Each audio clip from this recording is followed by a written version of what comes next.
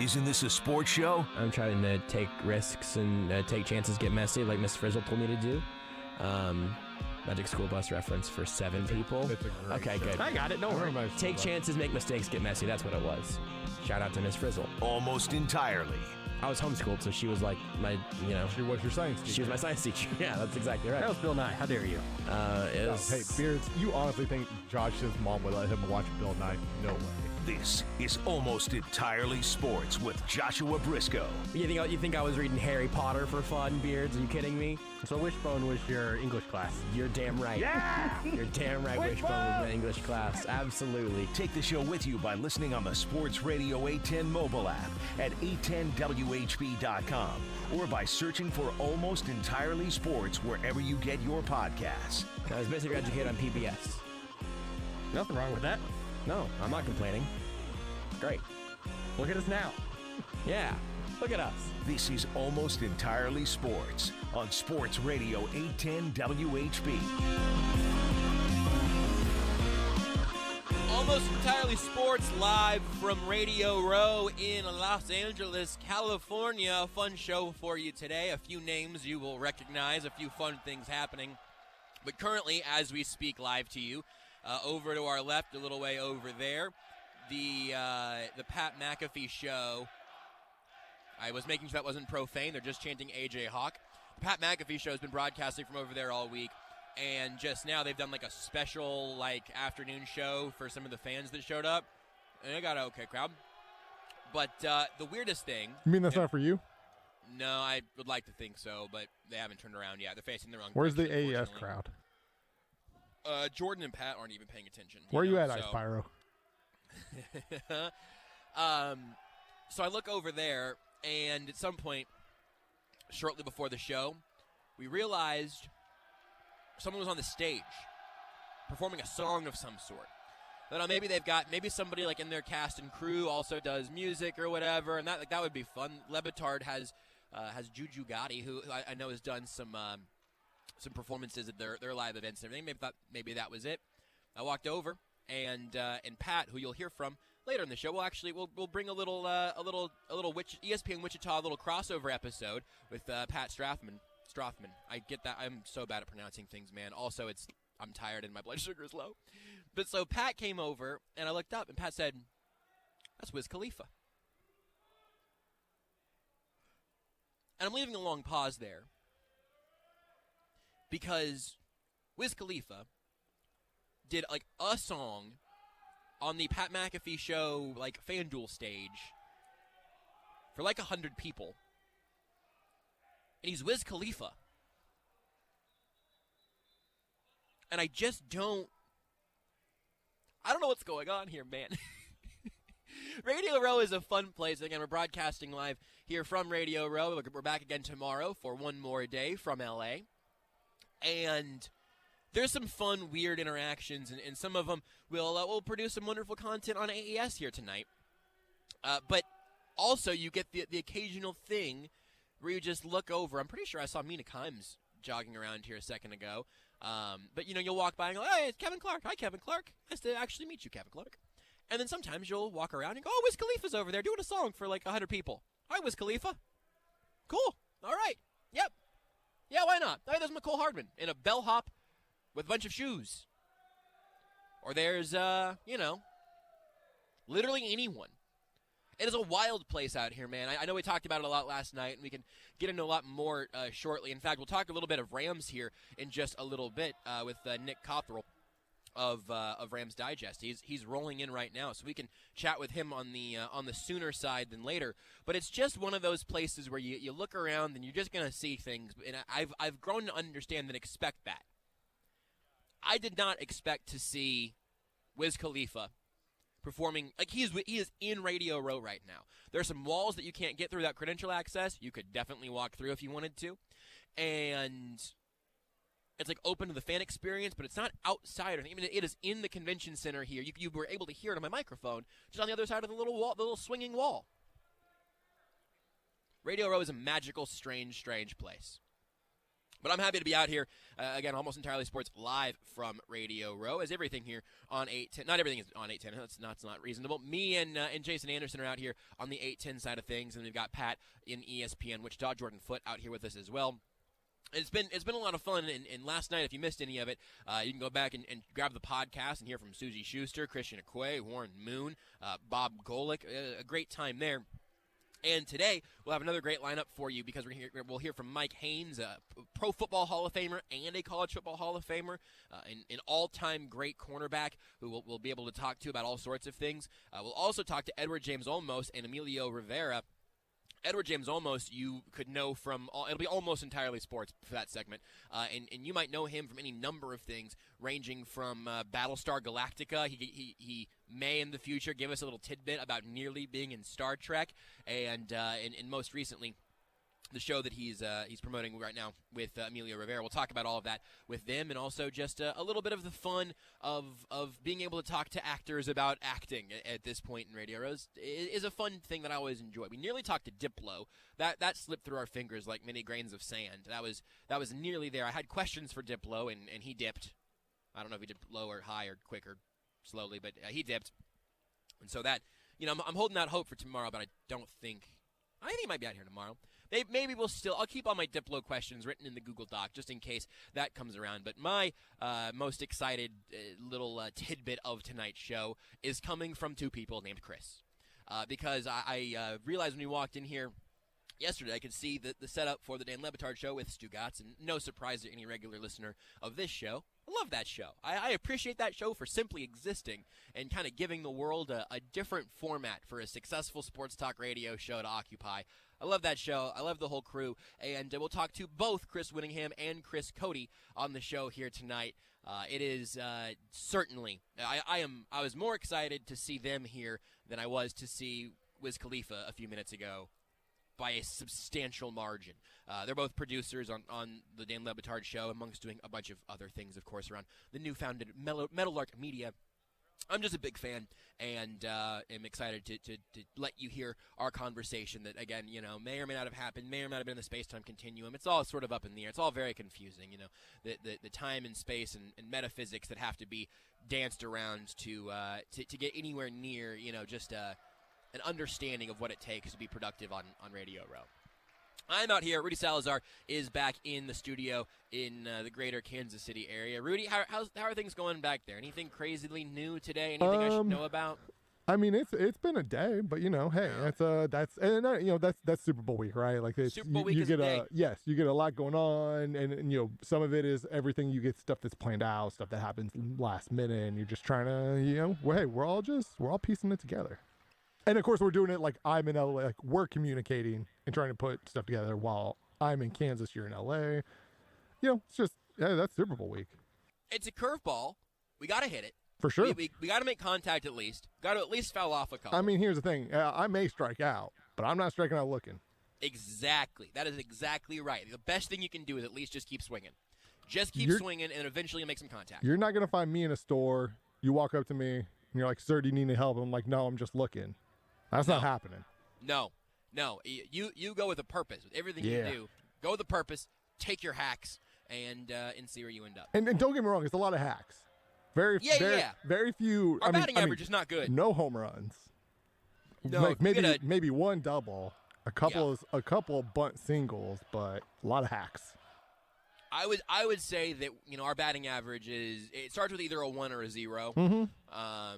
We get on base occasionally, but yeah, it requires a couple errors to end up on third, and that's just where we're at. I will say, just like in high school, I was great at getting hit by pitches. I am great at just standing there and just letting that fastball just drill me in the head. Up and in, buzz the tower, that's fine. I got a helmet on. Here's the thing, I knew I wasn't good hitters. You know what I did? Crown of the plate. I was like, I'm going to make you hit me before I hit you. Did you show up every time? That did happen very frequently. In the full, Barry Bonds elbow pad / body armor? Oh, if my coach would have let me, I would have. Because that's the way to do it. You just step into the batter's box looking like Iron Man. Just on your left arm. I was, this is not exaggeration. In a season in which we play 20 games, I think I was hit 26 or 27 times. Good. I was averaging over 1 hit by pitch a game. I don't know how I did it. I also got hit in the head more often than you would think. Yeah, that's not good. You know, guys would be throwing no hitters. I step up, all of a sudden I'm taking a ball to the face. You know, magic. It's not how I would do it, but you know, Get you on base. Yeah, it did. You blazed a path in your young sports career in the best way you knew how, which is to get hit by baseballs. And now I live in I'm a legend now, right? Paid off. Everybody knows me. Huge legend. Yeah, that's right. You're a legend, Rudy. You can have that. I don't know why not. Thank you. So here's the rundown for tonight's show. Again, we'll give you the I don't know, the star-studded acting conversation, I suppose, at 8 o'clock with Edward James Olmos and Emilio Rivera. We'll have them on at 8 tonight. The Chris's from the LeBatard Show will be on after that. We'll kick it around a little bit with Mike Haynes, an all-time great cornerback, and then also we'll talk to Pat a little bit about just, I don't know, being on ESPN Wichita and what we've gotten to know from each other these last couple days, traveling the world together here. You learn a lot about people when you travel, so we'll talk to Pat later on as well. But I'm going to take an early break, Rudy. I'm going to make a shocking thing. Well, this is not going to be a 45-minute monologue you have to remind me to take a break out of, because we have a guest sitting here right here at the table. We would talk about the actual Super Bowl. It's a little early. I know. It's an early break. It's an I don't early know if break. I'm all right with this. And believe it or I not, feel we're going to uncomfortable. talk. We're going to actually talk, I think, about football and the Super Bowl. Do we have to? No. It still makes me but sad. Well, we're going to talk about the NFC side. Does that make you feel better? Well, I mean, hey, I'm rooting for the Rams, so yeah, Exactly. let's do it. Okay, so what we'll do is we'll take our break here and we'll come back, and then we'll let Nick explain to us why we are going to all be rooting for the Rams at the end of this and what we need to know about our new favorite team, the Los Angeles Rams. That seems only reasonable. Mm-hmm. Go All right, Stafford. well, let's do that. Woodlands we High can- School. I hate this game. You Georgia. could have just said Georgia. But he went to the Woodlands High School with Clayton Kershaw. I hate this game, and you know I hate this game. Clayton Kershaw also went to the Woodlands High School. I Not know. to college, though. I figured that out based on context clues. All right to the Dodgers. Thank you, Rudy, for your incredible, your legendary service, information, your ability to derail a segment with high schools and colleges. You're welcome. You're really crushing it today. And by it, I mean my spirit. We'll take a Name any break. player Almost on the entirely Rams. sports. Shut up. What? I said just name any player on the Rams. I was trying to throw to a break, It's man. the delay. That was unintentional. The delay got us there. Maybe it was the delay's fault.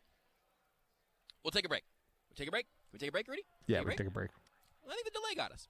We'll take a break here on Almost Entirely Sports. We'll talk a little bit about the Super Bowl itself, the Rams side, and what we need to know about Kansas City's new favorite team. That's next here on AES. Want more Almost Entirely Sports? Watch the show live on the Sports Radio 810 Facebook page. Spring is right around the corner in Kansas City, and your hometown friends at Bushnell are here to help you gear up for the months ahead. We share your love and passion for the outdoors, and we want to help you live out your passion.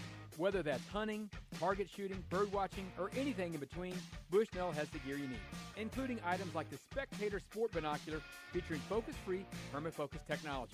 Come in and visit our Bushnell store location in Lenexa, or check out the all-new Bushnell.com to find the perfect items for your springtime adventure needs.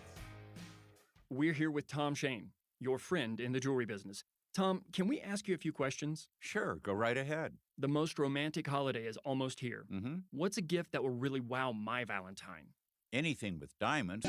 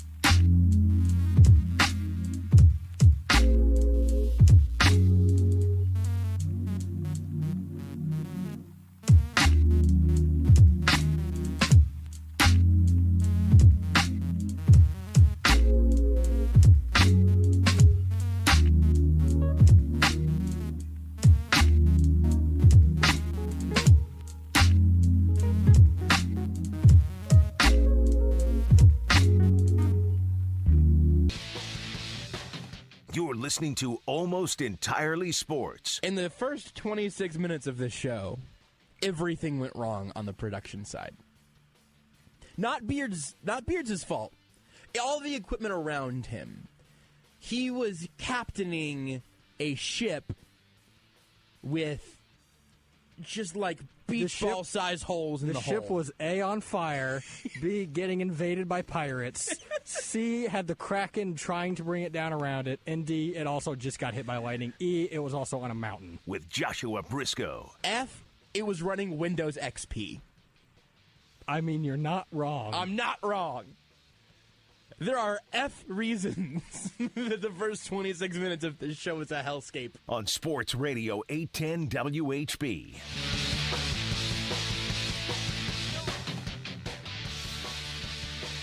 Still live here on Radio Row in Los Angeles. We'll talk a little bit about the actual Super Bowl, because I will say this. The Radio Row experience, for its perks and its flaws, its ups and its downs, it is not necessarily the place where you're going to get the most X's and O's of a Super Bowl conversation, because sometimes you're going to talk to Diplo or try to talk to Diplo and then fail to talk to Diplo. It was a whole deal today. But we can actually talk a little bit about the Los Angeles Rams and who I have now crowned Kansas City's second favorite football team with Nick Cothrel. You can see his work up on Ram Digest. It's part of the Sports Illustrated Fan Nation Network, obviously myself, Jordan Foote, we're a little biased towards the work that can be done on that network. So again, Ram Digest, you can get there or go to sa.com/NFL/Rams. It's the same URL for everybody. You can check that out or go to Ram Digest. Also at Ram Digest at Ram Digest SI on Twitter. You can follow Nick on Twitter as well at Nick Cothrel. Nick, thank you for stopping by. I'm sure you've had a very busy week so far. Yeah, thanks for having me. Super Bowl festivities are well on their way. This is my first time covering the Super Bowl, and it's quite the event, to say the least. We have been, just spinning all these plates and juggling all of the guests and the interviews and the tables and everything. That's just here in Radio Row when our team isn't actually in it. So I have to imagine that trying to juggle some of this stuff while also being here for what's actually happening and being able to actually try to figure out, is my team that I'm covering here going to be able to win this game? It's got to be a fun, stressful, not very sleep-filled week. That's a great way to put it. From press conference and the virtual availabilities for the Rams, and then just your standard stuff. Today they had a Super Bowl halftime press conference. That was pretty neat to go to with Snoop Dogg and Dr. Dre, etc. But it's been great. Like you said, a tiring week, but this is all good stuff. Well, so let's talk about what we're actually looking at here, because again, this matchup is a weird one, man. I look up at the wall and I see Rams Bengals, and it's Thursday, and I'm still not totally used to that. LA was obviously in it just a few years back in the Super Bowl in Atlanta and lost to the Patriots, but you got your Rams appearance there. I'm not sure their uniforms are better now than they were then, but it's the ones they're going to actually wear on Sunday are pretty good. But the Bengals, obviously, we all kind of in Kansas City think that shouldn't be the team that's on that billboard. But whenever you look at the story of this Rams season, from Odell Beckham Jr. and Von Miller to Matt Stafford being the big acquisition to having a dominant force like Aaron Donald, I mean, walk me through what this Rams season's up and downs were over the course of the year, kind of leading up to the playoff run.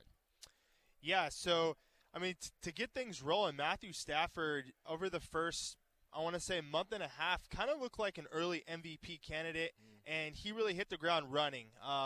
He got going faster than at least I initially anticipated, given that he's learning a new offense with Sean McVay, which is very complex to say the least. And then kind of towards that middle part of the season, they hit a little bit of a roadblock. They endured a 3-game losing streak.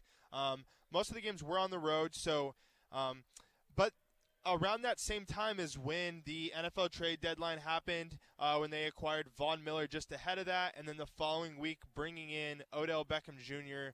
as he decides to go to the Rams, over the Green Bay Packers or, some of those other teams that Maybe were. the Kansas City Chiefs could have used him. Personally, I would argue. Sorry, go ahead. I'm bitter. And so, that took them a little while to get those guys into the groove, but down the final month and a half, they've really hit their stride, and they're playing good ball, and it really couldn't come at a better time as things seem to really be clicking. Whenever they made that acquisition with having an acquisition, I guess he was a free agent. But whenever Odell ends up signing with the Rams, what was some of the knee-jerk thought process there? Because I think that his talent as a football player is obvious. I personally, maybe I'm biased now with the benefit of retrospect, but I personally felt like the conversation of him being some sort of cancer in the locker room was largely overblown. Cleveland has plenty of their own issues. But in L.A., was there the thought of, oh, yeah, we can trust McVay and this team to be a good place for Beckham? Was there some concern that maybe it would throw a season into a little bit of disarray that was pointed in a pretty good direction? Yeah, and I'm sure that's the case with a lot of teams when Beckham was available and looking at him, what are we bringing in the locker room? But the Rams took a different approach with that, and they said, we have a strong culture here, and with which Sean McVay and Les Snead have put together, bringing in, all these star players. Quite frankly, there's only one football, and only so many mouths can get fed. But they stuck to their guns, and they were confident in bringing Odell aboard, and he's been awesome. He's been great. There's been no drama around him. And speaking with him during his media availabilities during the season, he's been a great dude, opens right up to you. So I really haven't seen that Odell that, we all heard about in Cleveland. And, it was kind of a rocky ending there. This dad posting stuff on social media, forcing his way out, so to speak. But, it's really been a different Odell than we saw in Cleveland over those 3 years there. What about the team-building strategy that this team has ultimately pulled together? Because I don't think they've actually had their own first-round pick since, we were babies. Jared Goff, probably. I think, yeah. It has just been, find the talent, acquire the talent, make it work. Eventually, some of the money catches up to some extent, right? But I'm largely a little bit of the salary. I'm not going to say the salary cap is fake. I'm going to say the salary cap is a lot more malleable than most people make it out to be. But draft picks are valuable, and the Rams have cashed theirs in to get kind of proven commodities that are, I don't know, halfway through their career, maybe the back half of their career, depending on the price they pay and who they've acquired. But that team-building strategy is fascinating because I think they really kind of stand alone in that regard. So what have you seen in the way that this team's been constructed? Yeah, it's really interesting because they don't value first-round picks like every other team in the league does. Right. They are not afraid to give them out. And when the Rams, when they pulled off the trade to get Matthew Stafford, I joked Les Snead hands out first-round picks like you're handing out Halloween candy. Right. It's just, well, what's a first-round pick? But really, their system works. Yep. And they're able to do that because they hit on their mid- and late-round picks. Finding Cam Akers on day 2 of the draft. They found Jordan Fuller on day 3 of the draft. And Jordan Fuller was their defensive signal caller this season in just his second year in the NFL. So getting guys like that, their first-round picks, they're not as – not going to say not as important. That's probably the wrong verbiage. But, when you're hitting on these later-round guys, you're getting them at a cheap value. And so it's kind of counteracting the, I guess, large expense that they're paying the proven vets that they're trading for. It's really interesting to mention the mid and later round picks because if you can plug the holes in your roster, or if you can set yourself up better for the next 5 years with the guys you're getting in those later and mid rounds, there's even more value there. I mean, look, not to make it overblown about how much a first round contract is versus a sixth round or whatever. But there's a little bit there. But especially you're finding that value and you're continuing to bring in that young talent. That to me feels like an underrated part of why this has worked. It's not just they're superstars they've traded for. If you do that and you never have a good draft pick ever again, you're going to be a team of 7 players, and that might not work out. One of those guys that we have not yet mentioned the name of and haven't talked about nearly enough here yet is Cooper Kupp. How? That is my question for you. How? How is Cooper Kupp? I wish I could give you the answer, but have you ever seen a player that's just more wide open than Cooper Kupp is every game? It's really incredible what he's been able to do, and really to pick up the chemistry so fast with Matthew Stafford, because as we all know, it's a work in progress when you're getting in sync with a new passer, and they've been able to do it right out of the gates. And Cooper Kupp capping off a season which he won the receiving triple crown, and I'd expect him to win Offensive Player of the Year tonight at the NFL Honors.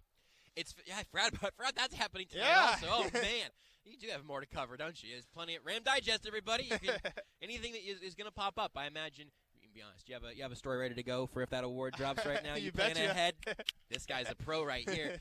Yeah, I mean it's bonkers just because you're right. He seems like he is perpetually wide open. Listening to him talk, even in little post game interviews, whenever he's directly addressing what he was seeing in the defense and how he was adjusting to it. And again, like Jared Goff had an okay time as a Ram, right? Sure. A pretty good highs and some pretty low lows. I understand that, but for Stafford to come in and for that pairing to seem immediately like borderline unstoppable is a crazy thing to see from a receiver. I don't know. I mean, what was Cooper Kupp last year? What was he 1 year ago today in your eyes, or in the eyes of the franchise, I guess?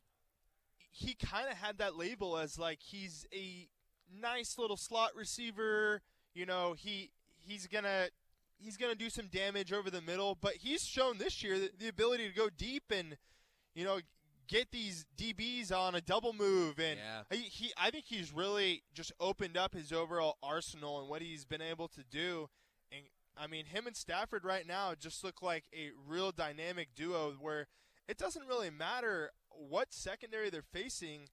Kupp's getting fed the ball. He just finds ways to get open, and I don't think that's going to change on Sunday against the Bengals secondary. It's a little hit and miss. They've had their moments, but I think Kupp's probably going to get the best of them. Yeah. What have we not talked about enough? I know that I want to talk about the Rams pass rush especially, and we'll circle back on that. But whenever you hear like all of us coming into town and we're all talking about the Rams on a very serious level for like the first or second time this year, we're like, all right, let's really figure out what we know about these two teams. We've been talking about Cincy for long enough. I feel like I understand the Bengals pretty well, and they've made me very sad multiple times now. What are we not talking about enough in the story of the Rams, and especially in the matchups of this game, non-defensive line edition? Yeah, I think what's not going it's going a little unnoticed is what Eric Weddle has done since he came out of retirement. How about that? Led the team in tackles in the NFC Championship game, was a big part in stopping the San Francisco 49ers running attack, which they do, that's their bread and butter right there. And Eric Weddle, he's supposedly, according to The Athletic, they reported that Eric Weddle is going to wear the green dot in the Super Bowl. Crazy. So a guy that just came off the couch, he's been working out, etc. But a guy that just started lacing up the cleats a month ago, and now he's going to be relaying the calls to the defense is just incredible. And he's doing this in place of Jordan Fuller, who's out for the season. And then opposite of Fuller has been Taylor Rapp, who has had a concussion the last 3 weeks. So the Rams have lost both of their starting safeties throughout the playoffs, and they haven't missed a beat. Eric Weddle and Nick Scott have both stepped up in a big way, and I think they're going to continue to do the same. The Eric Weddle thing is unbelievable. I mean, a month ago, he was not playing football. Yeah. He comes out of retirement. He has a penalty that everyone talks about because it happened on the edge of a knife of, wait a second, was it play over, dead ball, whatever. I just remember seeing that moment. And then now we're at this point where, like you said, the Rams secondary, just specifically the safeties, have been dealing with these injury issues. And I'm going to steal the phrase, you pull him off the couch. Because I'm going to contextualize this for you, and this will make sense for our audience especially. We in Kansas City have seen so many GD snaps of Daniel Sorensen on this football field, and the main logic of it, and again, it's not all his fault. Like, he's been put in situations that he shouldn't have been put in. I understand that. You can split the blame between Spagnuolo and Dan Sorensen. We have watched him be out there in positions he should not be in so many times because he is trusted to know the defense and to be a guy that can help line everybody else up, that can keep everybody else accountable. Tyrann Mathieu had his concussion protocol issue early a couple of weeks ago. The defense was disjointed and all over the place. They lost Tyrann Mathieu. I get it. That was a challenge. But Daniel Sorensen has not been a Band-Aid for any of those things. In fact, he's been another wound in that defense that could use another Band-Aid. I only give some flying strays to Daniel Sorensen there because the best thing that any coach has said about him in the last 5 years has been that he is a master of the defense. He's like, Eric Weddle just keeps getting the green dot after a month.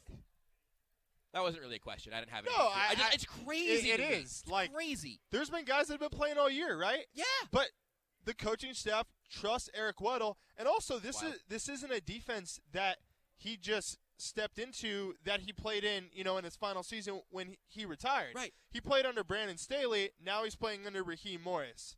Certainly there's some crossover between their two schemes, But hey, there's still a learning curve that's going on there. So it just shows that the confidence that the coaching staff instills in Eric Weddle to be able to do that. It's unbelievable. Let's talk about the pass rush, because this is the matchup that I think people are looking at, and I think also whenever you zoom in on a matchup super close in a Super Bowl, it feels like it never is the result that you expect. It's never Always. quite the matchup, Yeah. right? Something always gets turned on its head there.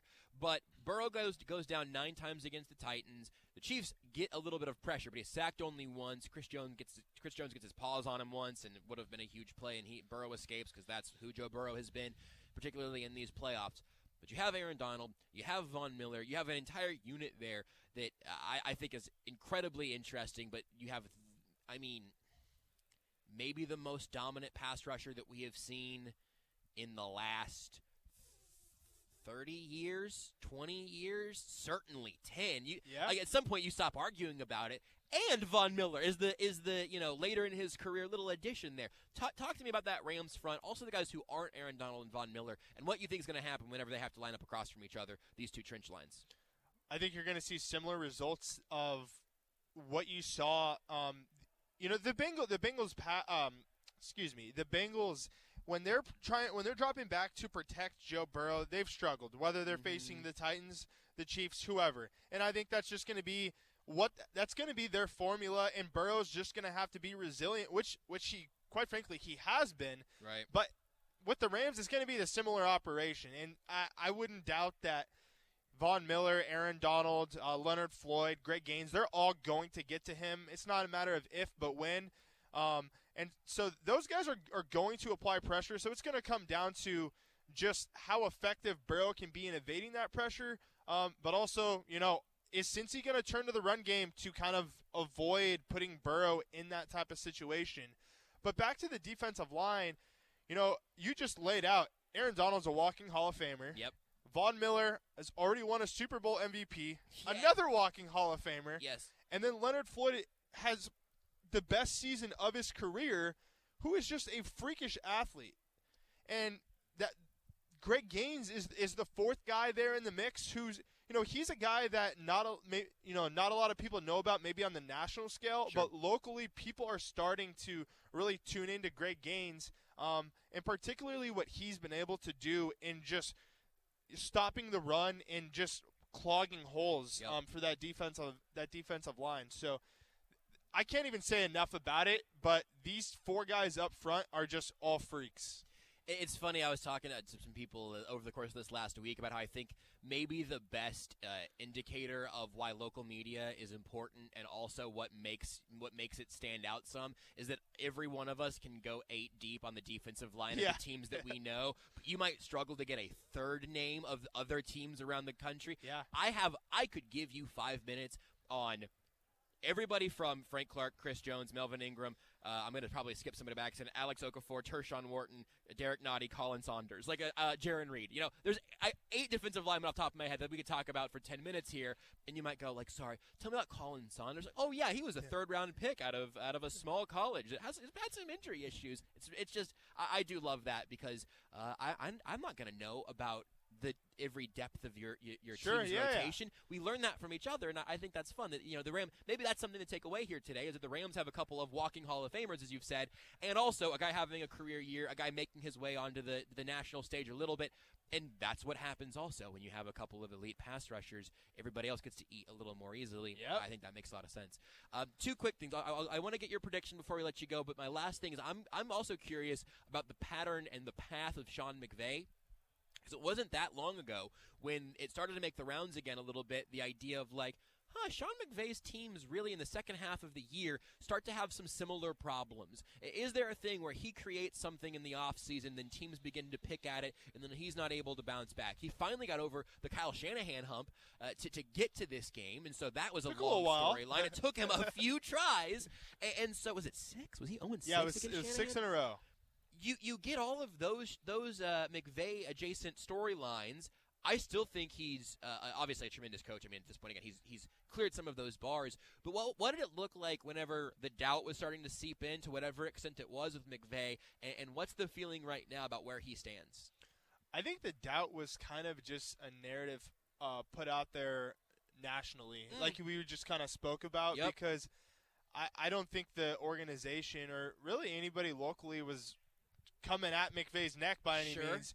I think he had, him and Les Snead are really tied at the hip. Mm-hmm. And Les Snead actually just spoke about that 2 days ago, about their relationship and, what they've been able to do since McVay came in, their move to Los Angeles, etc. And I really never got the vibe that anybody was kind of getting sour on the McVay era of the Los Angeles Rams. And quite frankly, like you just mentioned, he got over that hump with the 49ers. Now they're on the doorstep of another Super Bowl after, 3 years ago, really not showing up against the Patriots. Yeah. So now he's kind of got a shot at redemption. There's a lot on the line here. There really is. Here's what I'll send you out with here. The show's called Almost Entirely Sports. I'm going to put the almost and almost entirely here. Rapid fire. You have a few questions. You got to have dinner with any two people in history, dead or alive, but you have to choose right now or the opportunity disappears. Two people now. It's a tough one. It's a tough one, man. I know. Will Ferrell. Will Ferrell and I love this bit, man. I'm gonna keep doing this to Joe people Montana. who don't deserve it. Will Ferrell and Joe Montana. There you go. Okay, I love that. What sports debate topic are you most tired of talking about?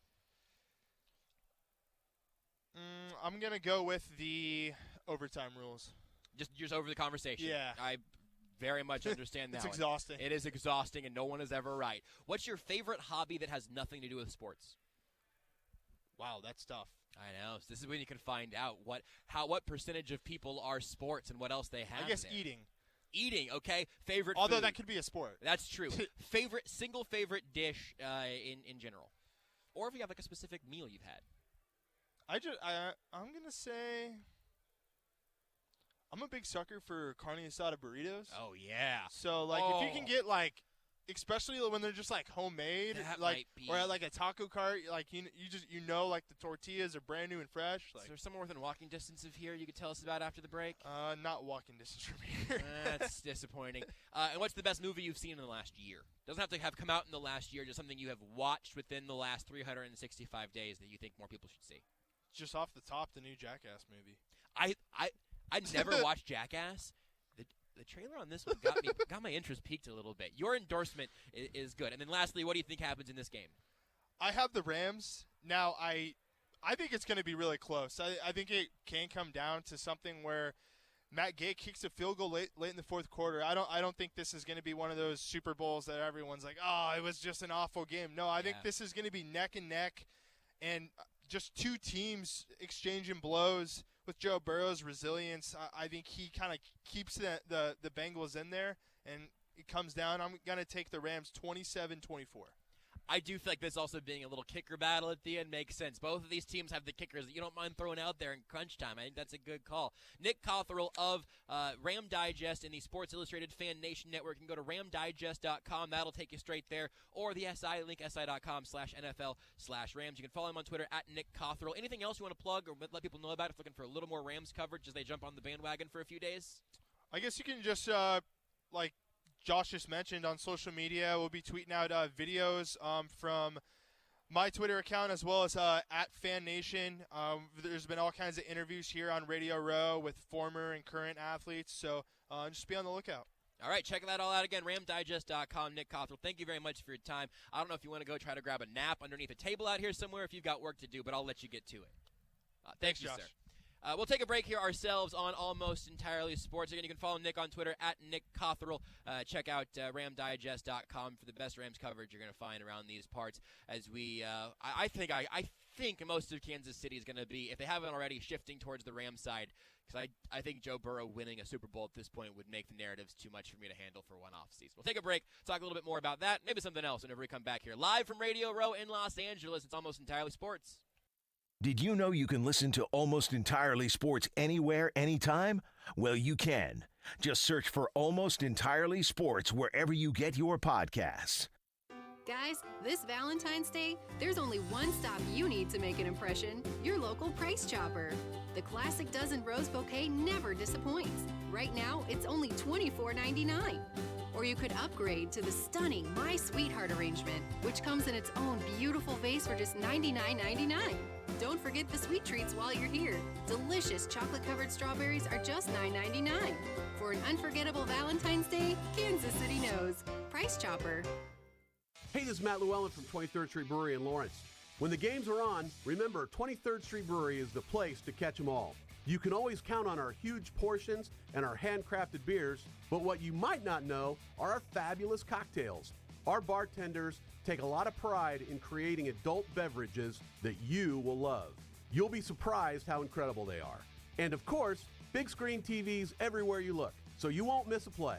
So join us at 23rd Street Brewery in Lawrence, 23rd and Cassold. Hey guys, are you still looking for a great Valentine gift for your special someone? Then give her the next best thing to wearing nothing at all with soft, silky, naturally nude pajamas available exclusively from pajamagram.com. So sensuous and smooth, naturally nude pajamas feel just like her own soft skin. She'll love slipping these on every night. They are so soft and luxurious, they'll melt away her stress. She'll love the feeling of wearing next to nothing at all, and you'll love the way they look. Check them out at pajamagram.com. Best of all, every Pajamagram includes free gift packaging, which means you don't have to wrap a thing. So get her naturally nude pajamas. Just go to pajamagram.com or text the word GIFT to 41234. Again, text the word GIFT to the number 41234 to order naturally nude pajamas. It's fast, it's easy, and delivery by Valentine's Day is guaranteed. And be sure to tell them Stephen St. John sent you. Michelob Ultra welcomes the Kansas City Golf Show, February 25th through the 27th at the Overland Park Convention Center. Get 2 bonus rounds of golf when you buy your ticket online and perks while they last. Test new clubs with Golf MD. Let Fit Muscle and Joint Clinic and Stretch Zone get you in shape at the Golf Show, February 25th through the 27th at the Overland Park Convention Center. Presented by Sports Radio 810 WHB, Simmons Bank, Olathe Ford Lincoln, Advent Health Championship, X Golf, Chicken and Pickle, and Lake of the Ozarks Golf Trail. Kids under 12 free. Bonus golf at kansascitygolfshow.com.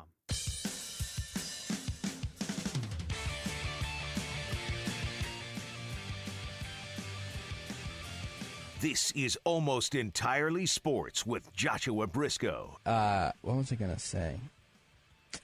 Other than me complaining about just how hard and difficult this job is, I have to sit in the studio and talk. Anything else you want to complain about while we're at it? Since we're on that. Almost entirely complaining. On Sports Radio 810 WHB.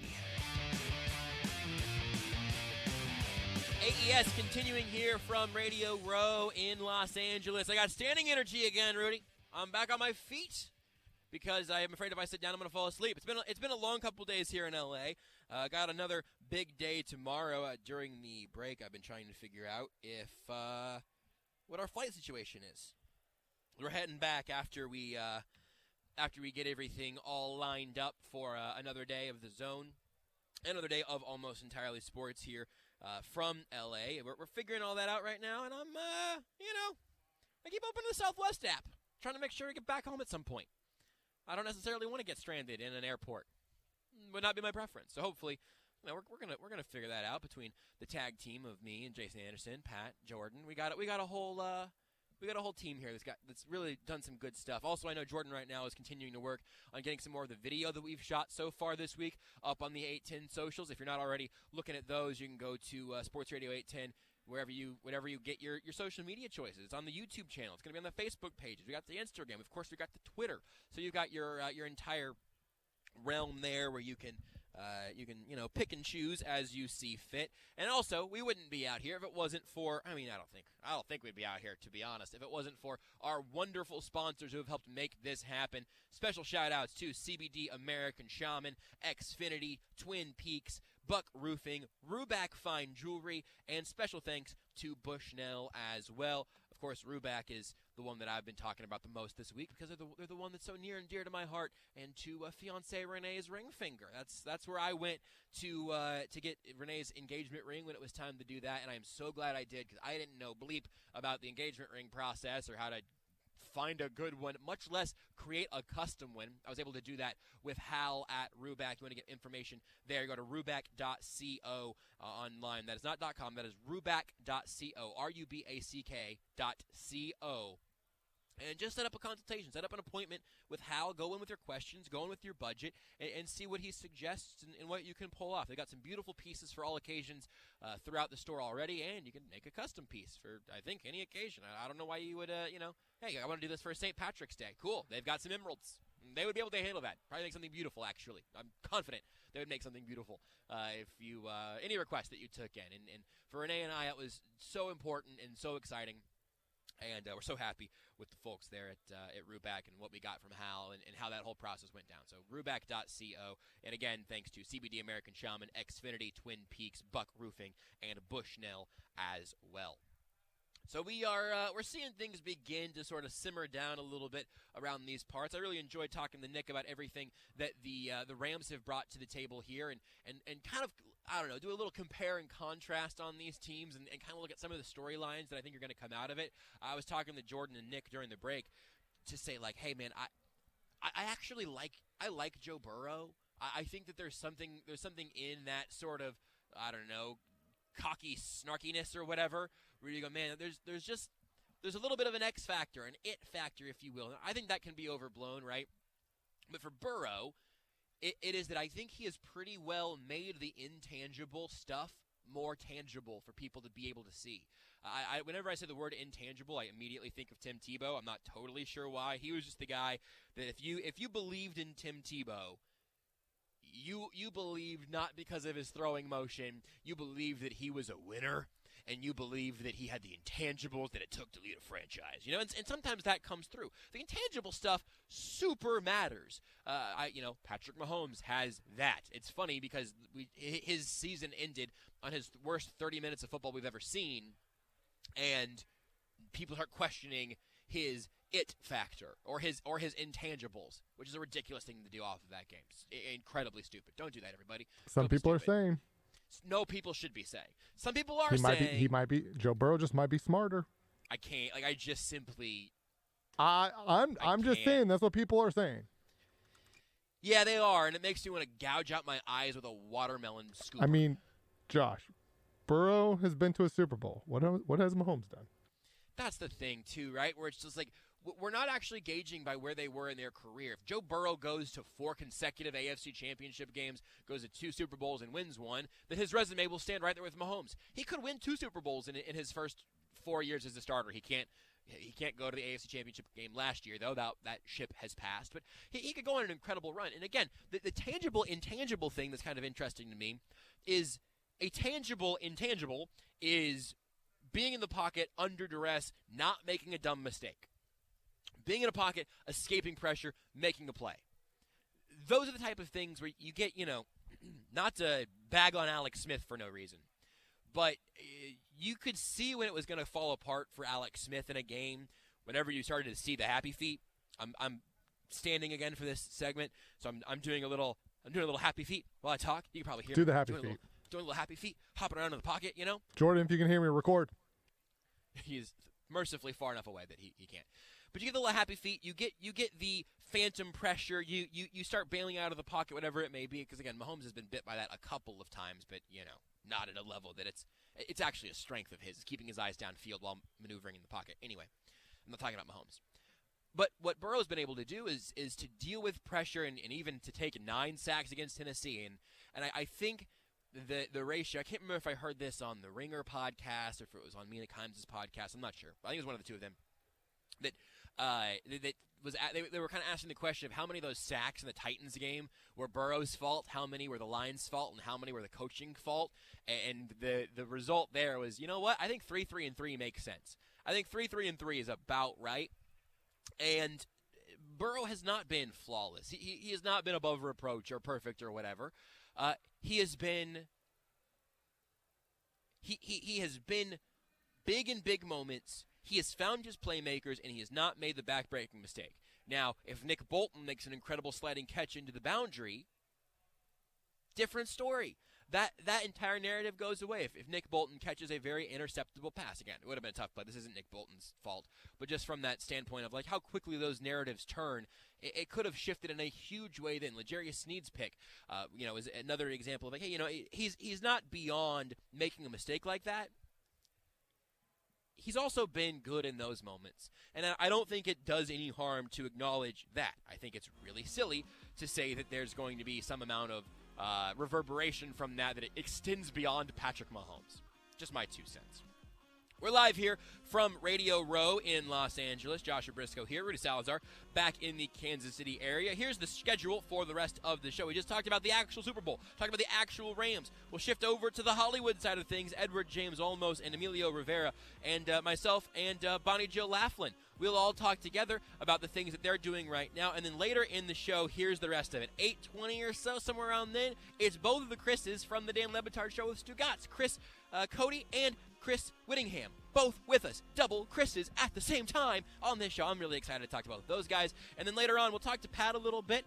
We will also talk to Mike Haynes, an incredible cornerback throughout college and professional football history, an all-time great. That's the plan from here on out on Almost Entirely Sports, live from Los Angeles on Radio Row. You are listening to Almost Entirely Sports with Joshua Brisco on Sports Radio 810 W.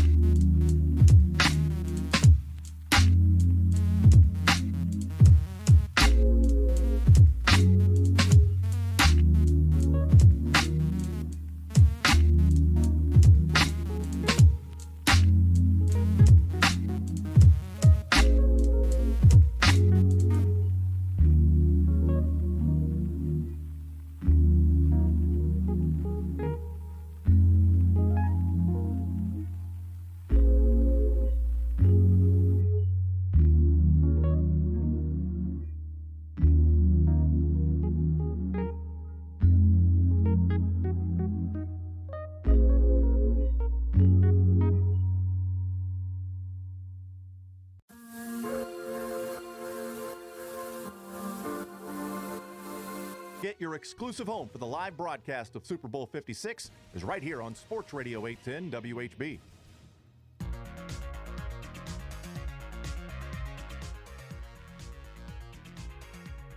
This is Almost Entirely Sports with Joshua Brisco. I don't have to talk entirely sports for 2 hours. I have to talk almost entirely sports for 2 hours a day. On Sports Radio 810 WHB.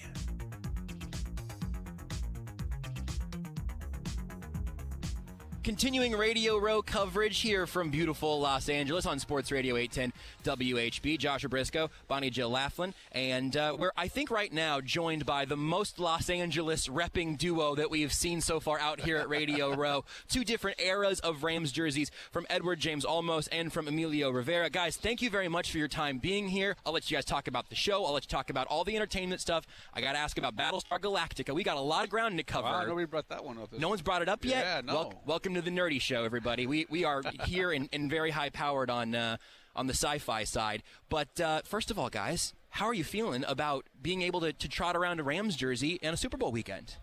Let me tell you, it's been a blessing all the way around. I'm very, very excited about this weekend. It's been a really extraordinary month in this last, months of watching the last 3 or 4 games of each team for the finals. It was unbelievable.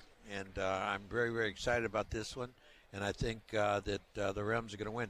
We got a Kurt Warner jersey. I didn't see the back of yours. Mine is Rivera. You know, 2 years ago, what happened is me and J.D. Pardo from the Mayans, we did the coin toss when they played the Saints, and I was on the field, and they gave me this as a gift, so I will always wear it, brother. You know Amazing. Yeah, it's fantastic. Well, the other thing I'm seeing right now, though, is the difference in the choices of styles and eras here. I'm really partial to the more vintage, I don't know what you would call the blue and gold that you've got. This I would consider the Kurt Warner one here, the St. Louis sort of Rams aesthetic. Well, I wear at home, normally I wore the blue and white, because I go back to the 70s. Yeah, blue and white's incredible. I love it, and I was going to come out with it, and my wife said, "You look good in this one. It makes your skin look good." I said, "Okay, put your name. Go out with your name on there." I said, "Okay, I'll do that." That's pretty good. Yeah. I think that's a good reason. You're happy to go Warner St. Louis era still? American underdog, man. Oh, this yeah. kid was just amazing, amazing, amazing. And it was a gift. It was a gift from Emilio. I collect jerseys like this. So, and we were at Super Bowl in Atlanta for the Patriots. And I brought that. When I was going to wear that, I brought 2. And then so I go, Eddie, I got another. Try this one. And it looks so good on him. I said, "It's yours, brother. You keep it." And he's here wearing it again, so it's really cool, right, bro? Yes, it was a good gift because if you never saw it again, exactly, you'd think, "Oh man, I might have wasted that Kurt Warner jersey." No, that was pretty slick. You give Eddie almost a gift. You never wasted nothing, brother. That's it, boy. That's wise. That is wisdom. My goodness, I love that. Well, let me ask you guys also about the project you're talking about right now, and the thing coming around the corner here. Season 4 of Mayans MC. It's coming Tuesday, April 19th on FX, and you can stream it on Hulu as well. Tell me a little bit about Season 4 here, what this project has looked like so far, and what the process was like to get it out in front of people.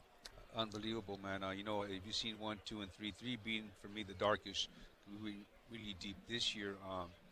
It's all the secrets are coming out. Ooh, I like that.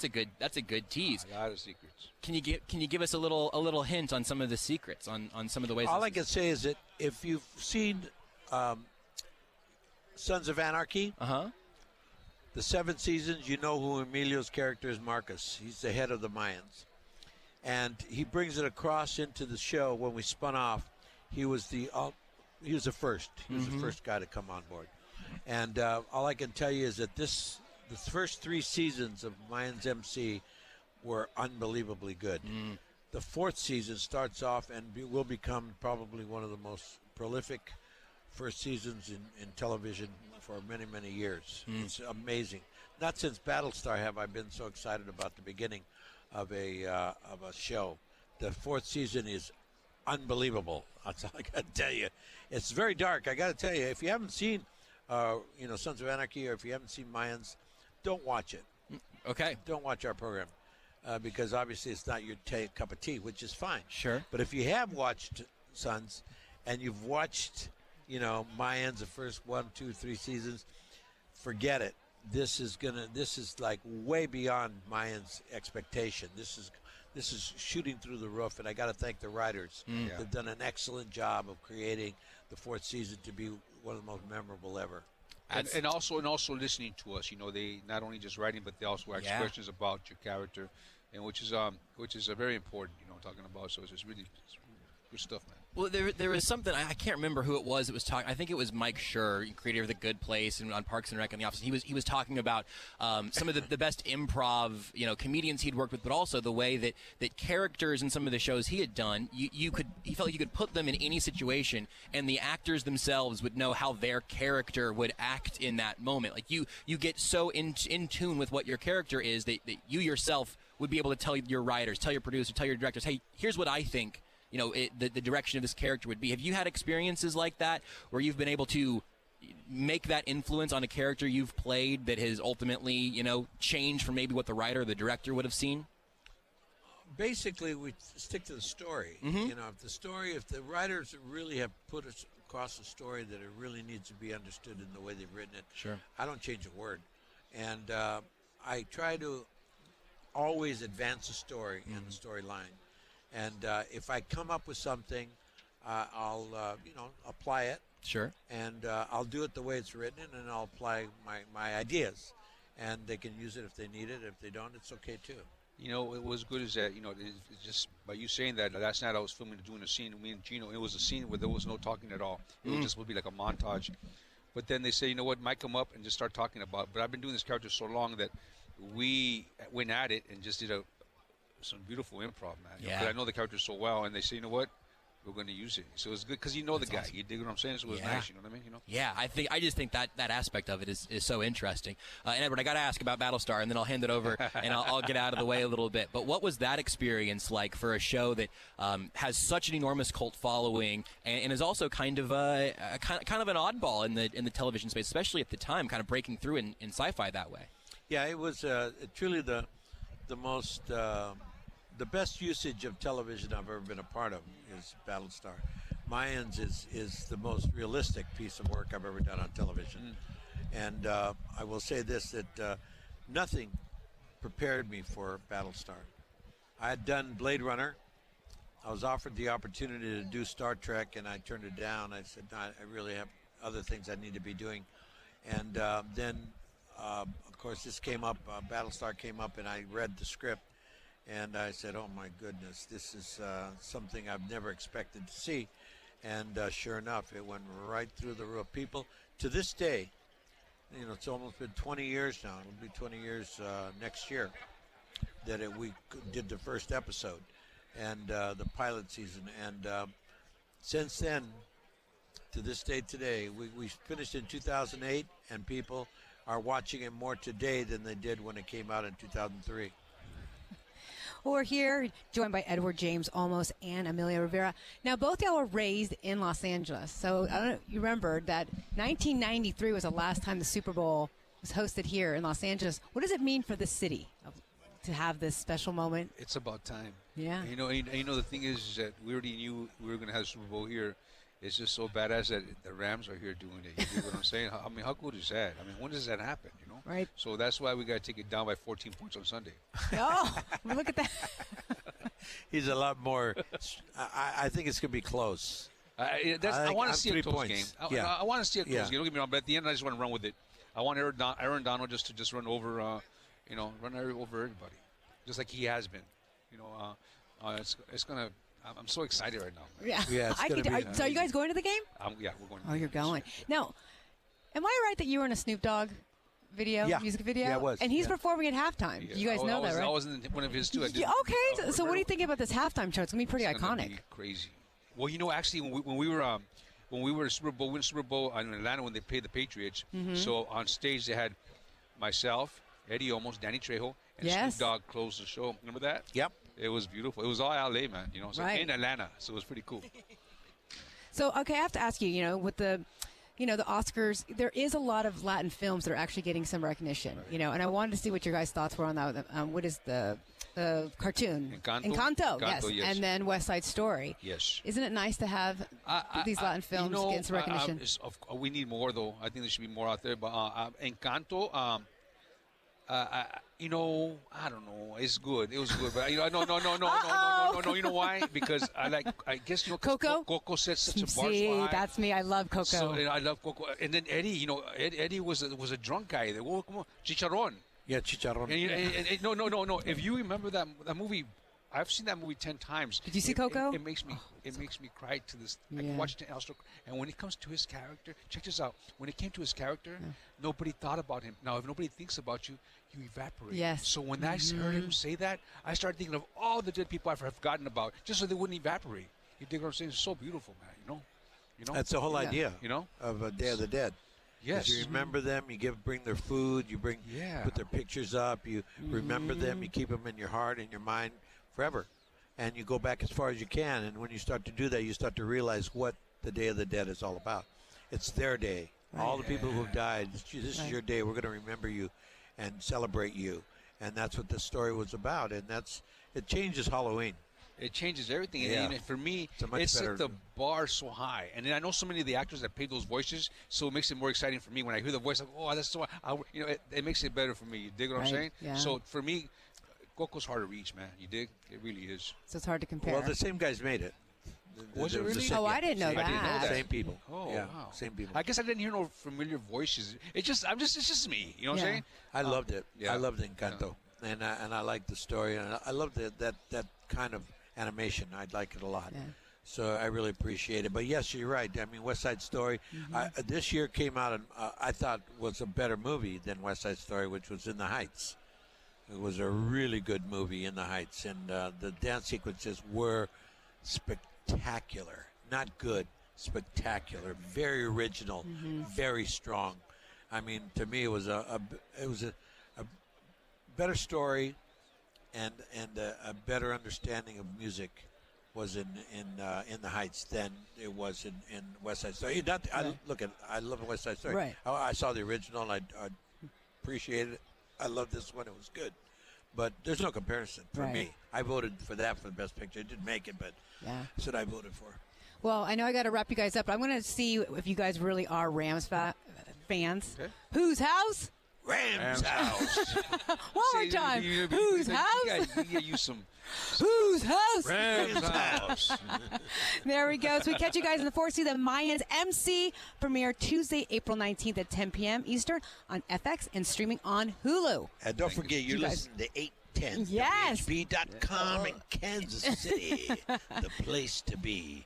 The best radio on the United States of these Americas. And you guys almost had it, man.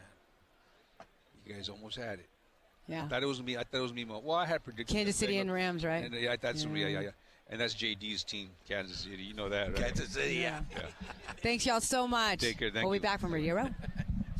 Take the show with you wherever you go. Listen live on the Sports Radio 810 mobile app and 810WHB.com. I'm Ed, Shane Company's lead diamond buyer.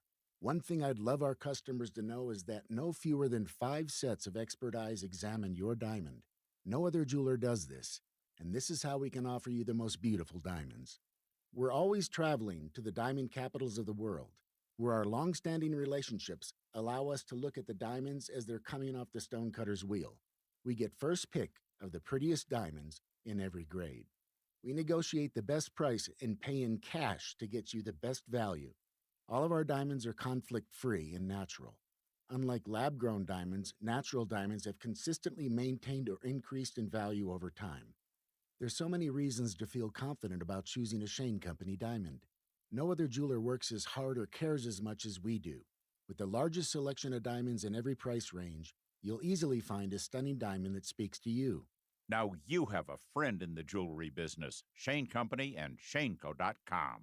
Joe's Kansas City Barbecue has made their New Year resolution, and it's to serve more barbecue. That means more competition meats by the pound during playoff football and basketball watch parties. That means more curbside pickups when you order on the Joe's Kansas City app. That means shipping more Joe's Kansas City Barbecue anywhere in the nation to your friends and family. And that means more catering meetings and events at the Joe's 180 room in Olathe. Check out all Joe's can do for you in 2022 at www.joeskc.com. Hi, I'm Steve Hedgepeth with Quad Power Products. We know that time is money, and we pride ourselves in getting our customers back up and running quickly. At Quad Power Products, we can duplicate your hydraulic hose assemblies while you wait, in most cases getting you back out the door in 15 minutes or less. We have an excellent inventory of hydraulic hoses, quick couplers, and adapters, and we pair it with the best customer service. Come see us today, Quad Power Products on Hickman Mills Drive, just south of the Triangle in South Kansas City. Stephen St. John for Window Nation. Do you know why I'm glad home shows are at this time of year? Because brutally cold weather really shows you where your home needs improvement, especially your windows. Do they feel cold? Are they steamy or frosted? Can you feel a draft? You need to call Window Nation, the experts of window replacements. And now is the best time because Window Nation's virtual home show extravaganza brings the limited time savings right to you. Call today and get 2 free windows with every 2 you buy with no limit. Plus, make no down payment, no payments, and pay no interest for 24 months. Window Nation, 866-90NATION, or go online to windownation.com/home show. Window Nation will come to you with beautiful ways to improve your home and save you thousands of dollars. With natural gas prices skyrocketing, now is the time to call. Buy 2, get 2 free with no limit and pay nothing for 2 full years. Call 866-90NATION or visit windownation.com/home show and tell them Stephen St. John sent you. Sunday, the biggest season ever, concludes with the Los Angeles Rams and the Cincinnati Bengals in Super Bowl 56. Hi, everyone. This is Kevin Harlan. Join me and the rest of our Westwood One crew from Los Angeles for all the action. Matthew Stafford and the Rams square off against Joe Burrow and the Bengals. If it's Super Bowl 56, it's right here. Sports Radio 810, WHB.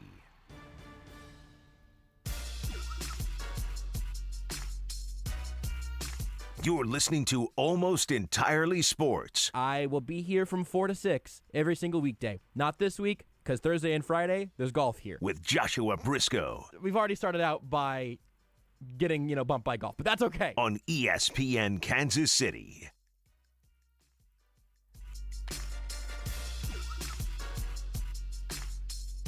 Does this sound okay? Sounds great, actually. Fantastic. Sounds perfectly fine. Oh, okay. Classic audio guy. Yeah, I'm very concerned about audio quality. I appreciate that. I've taken a bizarre pride in how our show has sounded this week because I think it makes the interviews better. Yeah. It was so funny to watch you. This is ridiculous. Talk to Eli Could you Manning. could you take some pictures, Jordan, of how our setup has left us? Thank you, man. You talking to Eli Manning about his mic situation on the Manning cast was fantastic. Oh, excellent. Oh, that came up? Yes. I'm already recording, so I'll just... It was one of those where, like, we're always rolling. Like, always if rolling. you're going to bring up your Chargers fandom to Justin Herbert, I was sat there, it's like, am I going to do it? And I was like, well, if everyone has brought up their thing with the, personal connection they have with the guests, like, yeah, I'm going to say to Eli Manning that I don't think your guests should have AirPods on when they do the show. And he turned it into a whole thing about Verizon, which, good work by win-win. him. Yeah, no Hopefully, kidding. me saying that to him will institute some change. It'll all be because of you. I'm sure they haven't heard that note at all. I mean, if they didn't correct it for 18 weeks, then I'm not sure they have. So I need your guys' permission for this, I guess, because I don't think I've ever done a cold open of a segment. Yes. But I'd like to just keep all of that. Is that okay? Go ahead, yeah. That's how we roll around here, no pun intended. So we're always doing show. We're always doing show. We're always rolling, and you probably recognize the voice of both Chris's speaking right now. Or you might not. I will say this. Here's the thing. My particular little Venn diagram of the radio world is like people who listen to the show and understand the show, or people who really love the Kansas City Chiefs. Like that, those are kind of basically my 2 lanes. And I'm not going to ask you guys a single Chiefs question, obviously. Chris Wittyngham, Chris Cote. I did. Double Chris's from the LeBatard Show. Meadowlark Media is what it says on the seating chart. That felt very official when I saw that. Thank you guys for making some time today. Sorry that we have a worse audio situation than the Manning cast. This is awesome. Whitty's like feeding me grapes right now. He's holding the mic in front of my face as if I was like a king. And he was, that's right, hold that mic. You look like you're ready to be fed the grapes, and Wittyngham can't not make the audio sound as good as possible. Right, I couldn't hold the headset down here and no, right. It's got to be right there. And so if we've only got the one headset, we're going to make this thing work, damn it. Yeah, and that's the type of thing that drags you through doing a show over Zoom for a year and a half or whatever, going through all of the changes you guys went through, just doing the show that you do on a daily basis. Sometimes it's got to be 2 guys on one headset. Yeah, and look, every technological development that Zoom brought. Like when they moved to original audio, that was like one of the greatest days of my life. I'm exaggerating. I remember you text me. Yeah. It was like you had like the fireworks emoji. Yeah. Oh, it's tremendous. And so, yeah, I mean, doing shows over Zoom has taught me a lot about audio equipment and how everyone can do a really good sounding podcast. Yeah. And so I get disappointed when they don't sound good. I'm going to save ourselves some trouble here, and I'm just going to fondle the mic here really quick. If we got talking to that side there, you're both going to sound amazing. Okay. That's great. That's the best we've heard this. Right there. This is the best we've heard Chris this whole time, unless it's Chris. Good audio is like sex. You know when you see it? That's porn. Oh, sorry. Why is good audio like sex? Just because it's good. I was like, for me it is. Yeah, that's right. That's the joke I was making. Yeah, fair enough. I'm just really glad to meet you guys and to be able to say hi and everything. That's not true. Your name's Josh. You did catch that, and I do appreciate that. And I feel like I think you're the most likely person to remember someone else's name in a conversation. That seems like, is that true? I'm generally, I think what you're really saying there is I'm like a friendly person. So that's why I'm really bad with names generally. So like I do sometimes, I can read your name though. So I might have. I forgot his name. I'm sorry, Josh. That's okay. Until you brought it up just now, I'd forgotten it. To your larger point, I am the most likable one on the show. Go on. I think is that what I said? I think it's fair. But you're also Witty is really likable. Witty's like the nicest guy ever. Most helpful. Like he'll like drive to your house to make sure your audio's right. If you will, but that's a kink thing for him. Is that he'll show up at your house and yeah, exactly. Now I just love so much what you guys have done collectively for all of this. I really appreciate you getting fired, Chris. That led to some of the things that's happened now. I imagine that was stressful. Welcome. I'm not going to try to I'm not going to, try laid to off, by the way. dig into. Not I'm fired. sorry. I didn't get the terminology. Numbers right. thing. It was a numbers thing. Yeah, that's right. But I am so very glad that you guys exist in the space that you do, because it allows for everyone else to point at that and say, hey, we can do some of that, because the LeBatard Show has been doing that your for show so wacky? many years. Do you talk about poop a lot? We love poop. We don't talk about poop as much as you guys do, but it's called Almost Entirely Sports. Our Super Bowl week's called Super Bowel Week. And we had a YouTube show today called the Turd Deadline. Turd Deadline Show. We love poop. I did see that. Well, the poop puns are how you keep things moving. Puns. Was that a pun? Wow. That was I got to see one in real life. I guarantee you nobody in Kansas City knows what we're talking about there. That's so inside. I almost workshopped. We've been workshopping. You get mad at me when I do. And I almost did a different one, but that would have sounded much worse. We're becoming each other. We've been traveling for 5 days together. Yeah. I'm now saying, calling people chaps and saying good on you and, good shout. Good shout. And he's combining words. Oh, I've been doing that for months. We're becoming each other. Yeah. Just make you Chris, though. It's still not. That's not Chris. That's not a good portmanteau. Yeah, it really is. So what has your experience been like here, Radio Row, this week? I know. The only show I've heard this week was Wittyngham getting out here and it being very sad. Yeah. It just seeming very sad around you. Today's been better. I don't know if this makes sense for a organization of any sort to do. I don't know how this was created. I guess did Mike and the Mad Dog claim credit for this once upon a time? It's a very weird thing. I heard a guy from San Diego claim credit for it as well, that he was one of 5 people at the second Radio Row. That maybe Mike and the Mad Dog went, but then the second year there was more. Yeah. And the guy from San Diego, bit of a blowhard, said, he won't hear this. No. That bloke. Don't you call them blokes? Yeah, I did. Yeah, I said, God, that bloke over there is so loud. And he claimed credit for it. So yeah, it was probably early 90s, and yeah. Mike and the Mad Dog made the snowball. He took credit for pushing it down the hill, and now we're here. Now we all are out here to see ass cracks and sweat. Oh, it's been very cold in here this whole time also, which has been very strange. You've gone shorts, Cody. Yeah. I don't feel like I should call you guys by your last names because we're not actually friends, but I also can't just say Chris. You can't say Chris. So I feel like that I'm works. a shorts guy, man. And yeah. Am I the only one wearing shorts in here? I haven't seen another shorts person. I've seen other people wearing shorts, but today I don't think. Not in an eye shot right now. No one else around me that I can point to. But yeah, man, it's not that cold in here. Plus my legs, it needs to be really cold for me to need jeans. My arms get cold. Yeah. I need sweaters more than I need long pants. Whittingham, your thoughts? Interesting shout. I would not. Yeah, it's cold in here. Yeah. I wear pants to the studio more often. The studio's become a lot more cold recently. So, yeah. I also just out of a sense of decorum, I'm going to wear pants to this. We don't have the little violin or anything, but I feel like that would have. And you asked about Radio Row in our week so far. Yeah. The saddest part has been, well, there's been a lot of sad celebrities, but all I want to see is fake Howard Cosell. Once I see fake Howard Cosell, then my Super Bowl radio row will be complete. Until then, other than that, I mean, I got to eat pizza with Michael Parsons today. Justin Herbert signed my bathing suit, my Chargers bathing suit. Excellent. So I've had a good day. Look at me just dropping a bunch of names. Yeah. But also, like, I've not found the sadness. Like, it was sad when I was here on Monday, and I was one of 3 people here. But when it's a hive of activity and people are making some content, like, I kind of enjoy this. Like, I think this is fun. It's definitely fun for a while. How many radio rows have you done? 0. So this is number 1 for you. Yeah, exactly. That's the thing. That makes sense. Yeah, like, this is my second one. I did the one in Miami.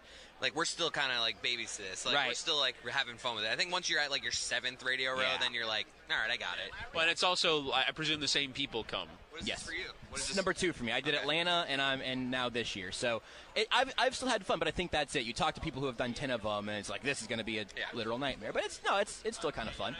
And I guess I don't know. I feel like I should ask you guys about like a show thing because we mentioned the Zoom thing, but like there we go. Yeah. God, this has been worth every penny. Thank you guys for waiting until we could get one headset for you both Can to we take share. some of these binoculars? Yeah, so those are here to be used for people who want them, and if you want to take binoculars with it, I have the authority to give away at least 3 of them, I think. Okay. And so if you guys want to take one, broadcasting. I think it's like supposed to be for his show a giveaway, and you're just No. I just no, want I'll one, tell you afterwards what I was told about it, and it'll be great. No, you should. If you will use those to do a little Inter Miami, that I would be honored. Thank you. I'd be honored. But so, like, I mean, you go through these phases of what the show has looked like from ESPN to all of the uncertainty and also COVID, and now you guys have gotten your video streams kind of finely tuned a little bit more. What has the last, I guess, 2 years of show been like?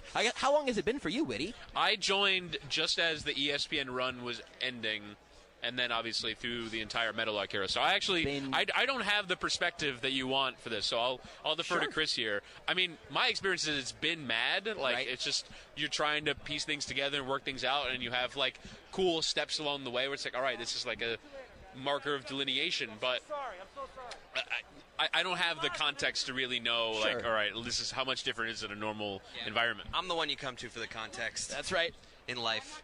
Contextualize for me. It's just the first like 5-6 months of Meadowlark, and obviously leaving ESPN, like that was a real stressful time. Like we were still trying to figure out like how we were going to format the show, you know, how we were going to piece things together, and it was, you know, just they were building a company, so it was like we knew that we were going to be fine eventually, but during that 6 months, it was like definitely a struggle. But we found a groove, I'd say, the last few months, and you know, definitely like we are so much happier, just like we're left alone to create whatever content we want now. Whereas, I mean, ESPN did not bother us a lot, but they wanted us to touch on, you know, the news of the day, and like so there was that pressure. So overall, I mean, it's been I think we found a groove the last few months. Well, and even Witty getting in and then having Jessica start her. Yeah, Witty's been holding the headset this whole time, by the way. You good? Okay, you're good. He's a strong man. Yeah. But the people that you've added into the mix and the way that everyone has sort of meshed with the show. Obviously, you have the whole podcast network that everybody can go check out because there are like 50 of them now, and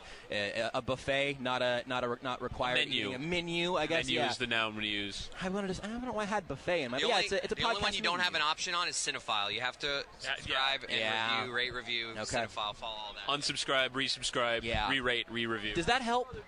Probably not, but it's just something we just said. Yeah, sure, it makes sense. Like when you do get new subscribers or subscribers, the numbers go up. But I'm not sure that canceling and resubscribing is anything other than a net zero. It worked for the Greg Cote Show. But I presume those are new subscriptions. Yeah. I don't know. How dare you? How dare you assume that? I don't know. I mean, nobody in Kansas City knows what the Greg Cote Show is. Back to you. I disagree. I don't know if you know this. You're not just on in Miami anymore. I'm self-deprecating. I don't know if you've looked at any of the numbers. Be self-deprecating. I have to be. You also like to question the sincerity of people that want to hang out with you. I do. Is that true? I assume we went hit up Mike Sedano, and like I just assume they get a text from Chris Cote, and they're like, "Oh, I know him," but I would rather hang out with cooler people. See, I'm self-deprecating. No, I get that, though. I feel that. I feel bad that I made you guys wait as we were figuring this out. I'm thinking now, how long is appropriate to talk to these two guys? And now at this point, you can't just drop the headset and leave. That would be improper, I suppose. But also, you got angry at the person before you and how long he went with Solomon Wilcots. And so I feel like if you sit here for 25 minutes with us, little bit pot calling the kettle. You know what I mean? Oh, I'm fine being a hypocrite. But I just want to be selfish and get what I want out of it. And also, I don't think he has anything else scheduled. And if I get a little rap sign, I'll end. No, I'll let you guys go. I just really appreciate you making the time to come over. I don't know. How long have we been going? I'm just kidding. We can end. You want to keep built going? It up. I was gonna be like, oh, we want to stay forever. Sure, that's fine. Let's go ahead and stay for like put 8 more minutes. 8 more minutes? Yeah. 8 minutes feels like a lot of see time. if Witty can do it with his arm. Let me tell you something. I've acquired this skill. I used to go and cover events, and holding recorders was an important part of the gig. So whatever this motion is, whatever this is, I've got that. I'm good. I can do this for half hour. Dominant hand tricep is that, but also I've gotten weak now because no one's been in a locker room for 2 years or whatever. So you no longer have to do a deep lunge, reach up and under. Oh, he's doing it right now. I'm doing the deep lunge. Can't see us. Joshua's doing I've got very stretchy pants. Oh, wow, look at you. You Go up and under. Yeah, no, and you do all of that to hear from Frank Clark for 45 seconds. Well, my greatest experience is that I was covering the NBA Finals, and Kawhi Leonard was a player of the game, but he was so shy that he didn't want to go to the podium. He had 29 and didn't go to the podium. Sure. And so he did it in the away locker room at the now FTX Arena in Miami. And so he is up against the wall where they have the tactics up on the board. The tactics? I don't even know what it's called. No, it's great. He's got the tactics up on the board, and there's legitimately 150 people in a room. Think of basically the Panini set. Yeah, not the other one. That's right by us. That nobody can see. I can see it. But it's not very big, guys. It's a very small room. There's small. 150 people packed in there. Wait, do they have paninis in there? No, it's the other one. It's a collectibles. Unfortunately. It's the collectibles one. Anyway, so these 4 people are reaching over, under, around, and through me to try and get the sound of Kawhi Leonard, who speaks in a very soft tone of voice. And so you're barely even getting quality audio. Yeah. But Kawhi Leonard. yeah. It's sort of. It's not very loud, and so a lot of people are trying to get the microphone close enough to get good sound, and he's not saying anything, but he's persisting, and so it was just the most uncomfortable moment. But I've not been in an environment like that in a very long time. The reason that he didn't try to do more of a Kawhi Leonard impression there is because I saw you wearing the Moody Moses shirt, I think, yesterday, and I don't think Witty wants those problems. Nope. But again, Witty's I don't want to project. Of doing something like that. But yeah. He'll stumble one time through a sentence. I've never heard him stumble twice through a sentence. Incapable of it. Yeah, I don't think I have either. And but that right there I feel like is the fun. I love it. Of course. That's as good as it gets. You fool! You love whenever Wittyngham messes up, and Wittyngham loves it whenever the audio sounds good. And that right there, that's sort of the psychosexual experience of the Dan LeBatard Show just sexual. With Stugotz. Not psychosexual? No, just sexual. I feel like Wittynham's a psychosexual guy. Does it? I have two. Here's my last two questions. Let's dig into these two things really quick. So save the hard ones for the end. You said I always do. When are we doing our Super Bowl predictions? I do want to know what it takes for one of these teams to beat the other team. Whatever. I don't really care. You pointed over at the Panini thing afterwards. The mic went away, and you said fat guy thing. Yeah. I will not call you Fat Chris. Yeah. That doesn't. I wouldn't want to be called fat anything. I would never make fun of anyone, especially Andrew Siciliano's ears. And it's never happened. You've never done it, and that I will swear on a Bible. I'll perjure myself if you need to take that to court. Yep. You never did that. In fact, I didn't even know he was here. What does he have an ear thing? I mean, Witty was saying it. I don't know. What did you say about his ears? I said nothing about his ears. I said it was unkind to point them out. Yeah, but perhaps very unkind. I don't. What was the adjective that I used to describe this unkind? Actually, it was an adverb. Excuse me. It was decidedly unkind. Very Sounds about right. Well, yeah. So. I would never call you Fat Chris. Sign, I'm getting the rap. We got to wrap. We got to go. I wouldn't call you Fat Chris. Last question. I also wouldn't call you a non-sexual Barbie doll or something along those lines. That's another one. You got called that? Yeah, I did. Yeah. Yeah. I remember Dan came up with this once. It was months ago, and he decided to go with it the other day. I was like, okay. You just have to roll with the punches sometimes. You have to roll with it, but at some point, on some level, I'm not even saying. I don't even know that a conversation ever happens. But at some point, you either get used to it or it gets old, right? Yeah. Maybe both.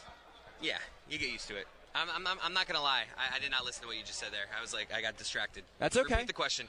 No, what I said. Come on. What I said was. Yeah, sorry. I really enjoyed having you guys here. Yeah. No, none of this is getting edited. We started this. By the way, this is all live from Radio Row. We have a whole Space-Time Continuum. Josh, can you do the thing that at the end of Mystery Crate where you do a wrap-up, you give a plug for us, do a very broadcaster conclusion to what we've done here so far? So I would do that, but you're here. Okay. And you're a much better broadcaster That'll do it for than another I episode am. with Josh, and we're in Kansas City. And Yeah, Chris it's Almost and Chris. Entirely Sports on... Have a good day. You don't want my Almost entirely about sports? Almost entirely sports. Almost Will you give me a entirely sign-off? I would not ask anyone else here to give me a You're sign-off. not going to ask me for a Super Bowl prediction. Oh, Super Bowl prediction, please, Chris? I mean, Jesus, I don't know yet. Okay, Chris? Bengals. I think I said Rams to a different radio station. Bengals. Good. You cover your bases. This is Sports Radio 810, right? Yes, it is. You're so cool. You get to do a bunch of hits. I took that one off you. I saved you the 20. Actually, it would end up being like 40 minutes. Yeah. This was less than 40. I don't know if it was more than 20 or not, but it was definitely less than 40. Can we group hug on the way out? I would love a group hug. Okay, but I got to wrap this up. Yeah, I know. Let's get out of here. Wrap it All up. right. Get us out of here, Chris. All right. This has been Chris Cote and Chris Wittyngham wrapping things up here on Almost Entirely About Sports. Sports Radio 810 Kansas City. We'll be right back after this. Yeah. Good enough for me. Want more Almost Entirely Sports? Watch the show live on the Sports Radio 810.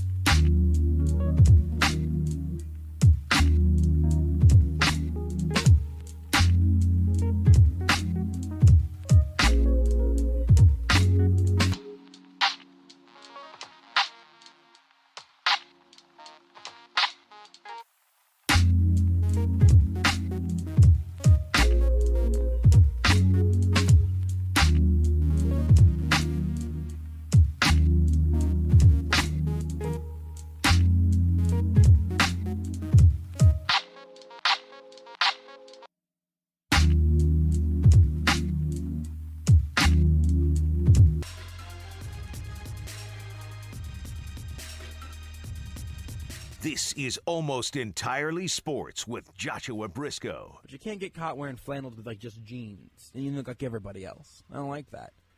I'm going to bring out the flannel with some jorts, the flannel with some joggers that look like they're from the women's section, even though they're not. They just hug my figure. On Sports Radio 810 WHB. Almost entirely sports, almost entirely from Radio Row. I am here in Los Angeles. Rudy Salazar still back in Kansas City, but we're having a good time out here with the people we've had a chance to talk to. And I personally don't think that we've done some really fun interviews, but it was just a real treat to get to talk to the Chris's from LeBatard, Chris Cote, Chris Wittyngham, and just a couple of producers from what I would argue is, if not the greatest show in the history of the medium, the most unique Second and impactful one. Greatest. Yeah. That's a great behind us. Behind us, obviously. Yeah, that's fair. Just an incredibly impactful show that I think has really, transformed and continues to transform the medium. And like earlier today, Pat McAfee was doing his second show of the day over to our left while Wiz Khalifa was performing at the end. Is that not normal in sports radio? It might be. It's normal in McAfee world, and it's normal in LA. It's just not something that I've necessarily seen before. But anyway, I just really appreciated getting a chance to talk to the Chris's, and I hope that people enjoyed that. Also, our cold open, all of that. I had a good time. I hope that came through for everybody. On the other side, as some of these things were unfolding today out here at Radio Row, at some point we all got the Woj bomb. It might have even been the Shams shock. Is that a thing? I don't know. I made it one, but.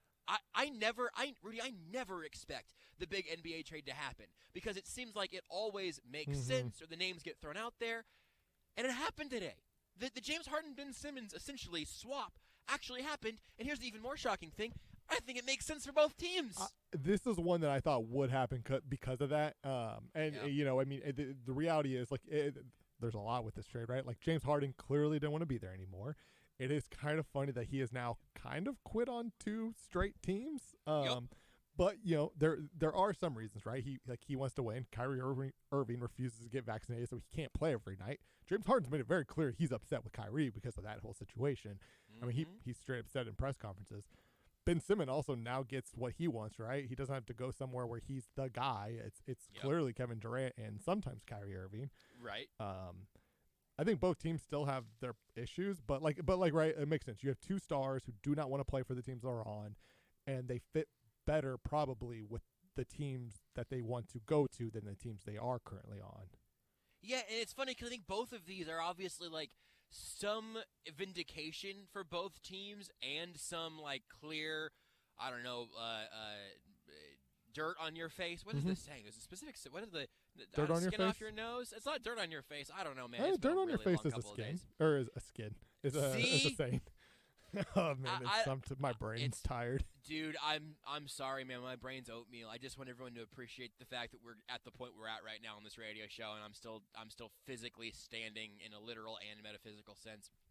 But it's interesting because in the follow up on the Harden side was that he opted into his deal for next year, and so he's going to be in. Well, he's going to be under contract for a year and a half. I was going to say he's going to be in Philly through the entirety of next year, but recent history would suggest that's no sort of guarantee. Him and Daryl Morey though do obviously have a very good relationship, so my guess is it is going to work out well as far as the relationship goes. Right? I don't know if they're going to win a title or not, but I think James Harden will be relatively happy in Philly.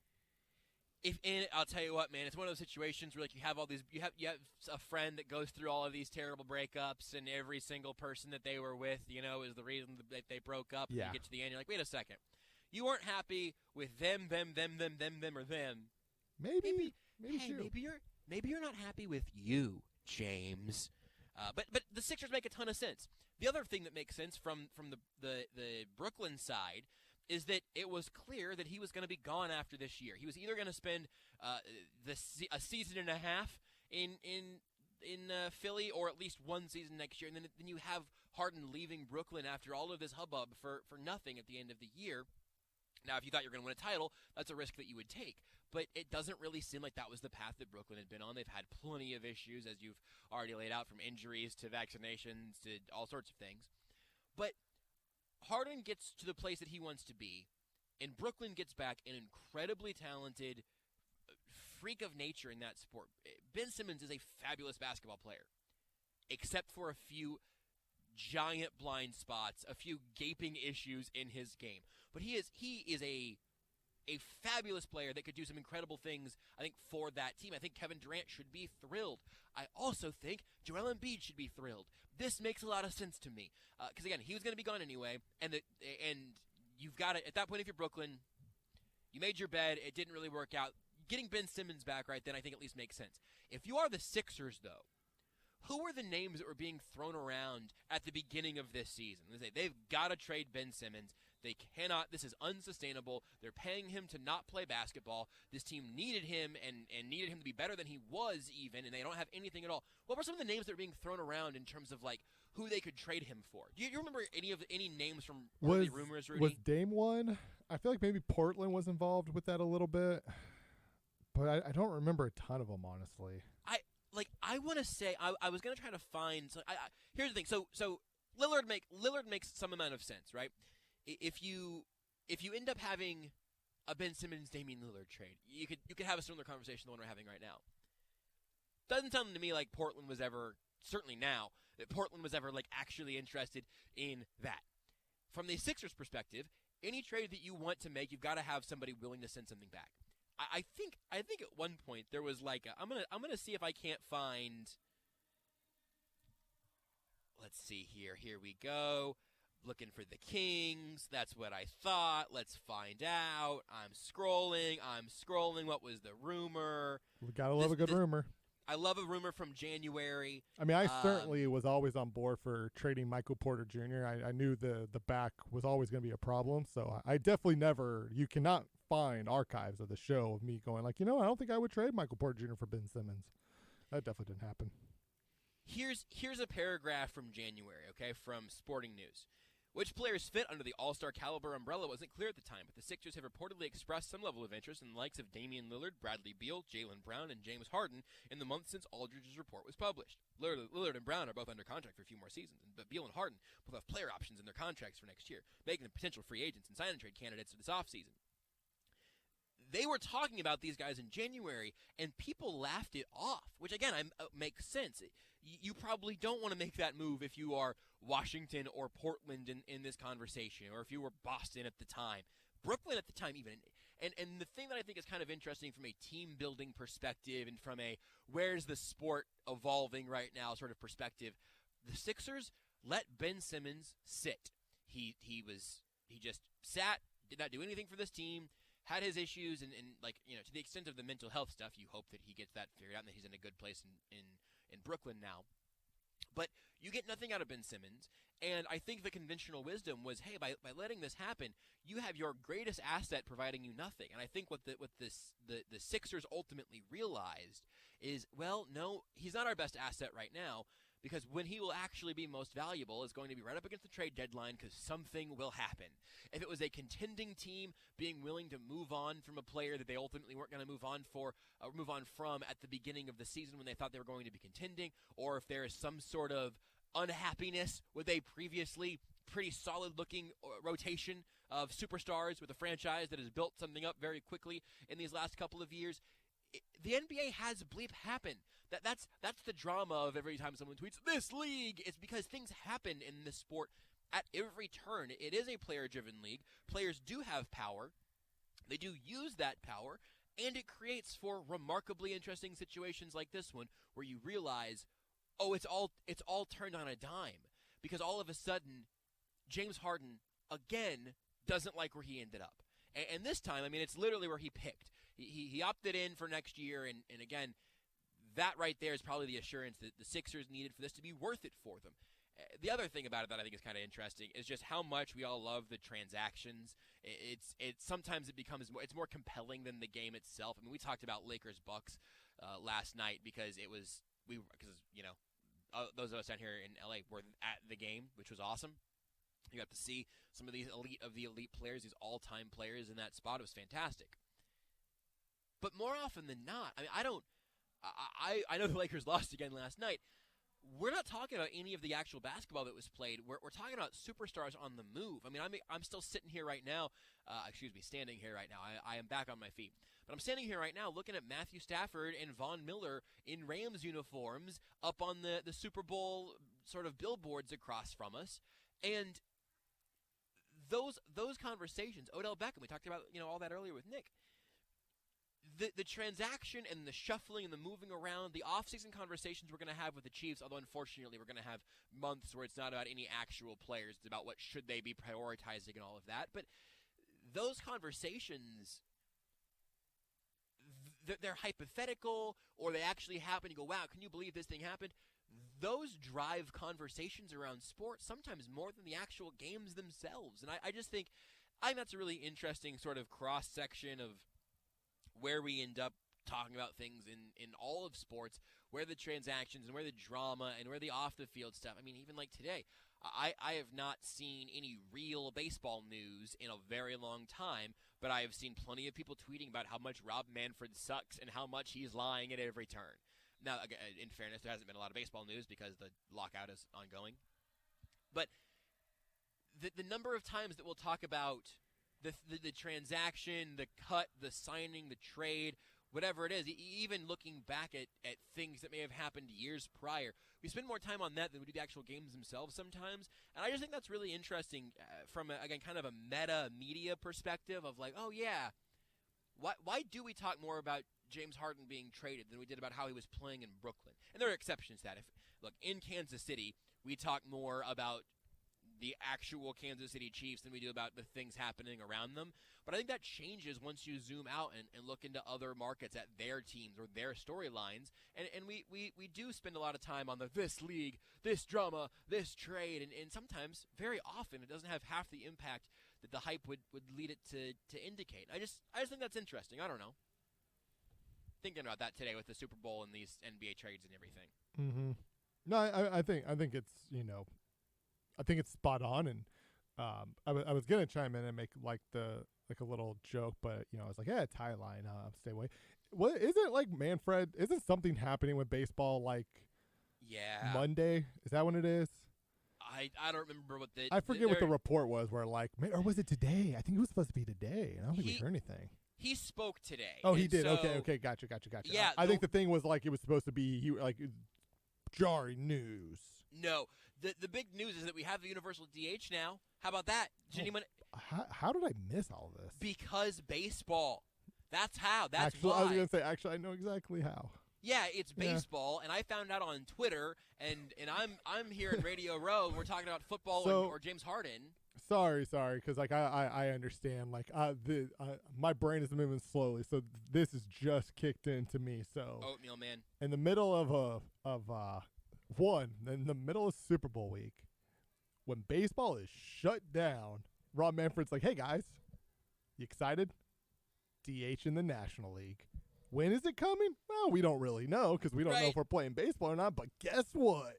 And also, we know you don't care because it's the Super Bowl. But guess what? You got what you want. Baseball's back, baby. What you mean play? No, not that back. No, but like DHs all around. You want a DH? You want a DH? We all get DHs. Everybody gets a DH. Oh, I could use a DH right now.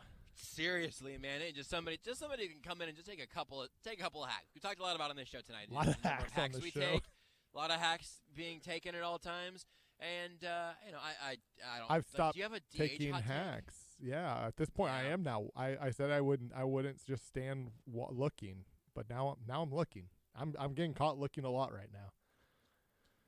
It's just a couple of days, man. It's just been a busy stretch, and again we get to do it all again tomorrow, and that'll be fun. And then we'll be back in studio next AES, I believe, and we'll circle back around on that. A couple other things on the NBA trade front, by the way. Kristaps being traded for Spencer Dinwiddie was wild to me. Kristaps Porzingis is now a Wizard. And European Tyler Self. Davis Bertans looks like Tyler Self to me. Oh, I didn't know he was in that trade either. Yep. If you look at Davis Bertans, you tell me that's not European Tyler Self. So he's in Dallas. So Bertans is in Dallas with Spencer Dinwiddie, and Porzingis is now.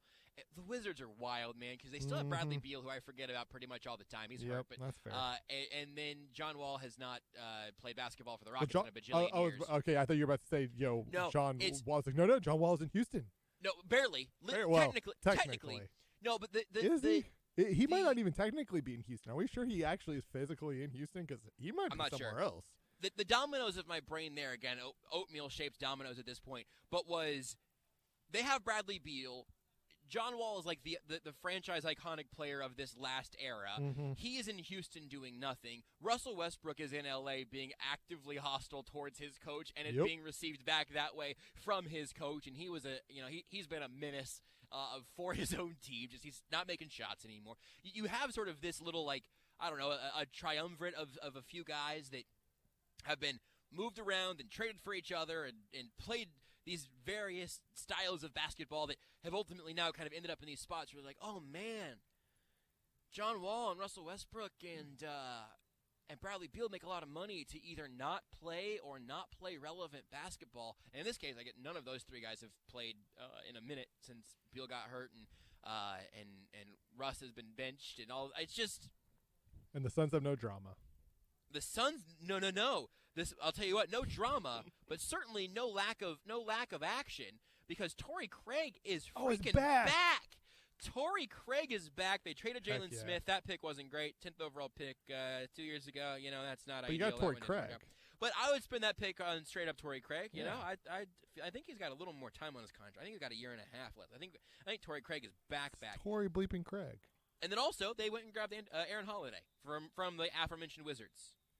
Little brother of Drew Holiday. Is that true? Yeah, there's 3 Holiday brothers. Drew, Aaron, really? And I forget the third. Happy. Happy to be mentioned. Holiday. Happy Holiday. We talked about him more than the other two. That was a joke that was indicative of the amount of gas currently in the tank, I think, on tonight's show. Your blood sugar's low. Go get some food. My blood sugar has been doing some wacky things today. I got to be honest. That is 100% legitimate, and I'm just trying to, I'm just trying to figure out where we go from here. I'll tell you where we're going to go from exactly right here, right now, is we're going to go to Mike Haynes, an all-time great, both a college football Hall of Famer, a pro football Hall of Famer, a cornerback of incredible renown from his time. We'll talk about all the things that come together to be great at that position, and also the company he's working with right now. And also we'll talk to our own Pat. I haven't had Pat on the show in a little, ever until tonight. We'll close out the week with, not the week, good God, it's oatmeal brain. We'll close out the night with him as well, and we'll talk a little bit about, ESPN Wichita, 92.3 FM on your dial in Wichita, and what he's learned about these people as we've all traveled together, me and Pat and Jason and Jordan. We've all had Chad was down here, but back early, so the 4 of us are holding it down now. But so we will all have our takeaways, I imagine, what we've learned about each other on this trip. Because Petro said this when we went to Atlanta for the Super Bowl. There's no better way to gauge a person and to figure out how you deal with a person than to travel with them. And I think so far, no fisticuffs or anything, so I'm thinking that'll be okay. But we'll go with Pat slightly following the double Hall of Famer, Mike Haynes. We'll talk to him next year on Almost Entirely Sports. You are listening to Almost Entirely Sports with Joshua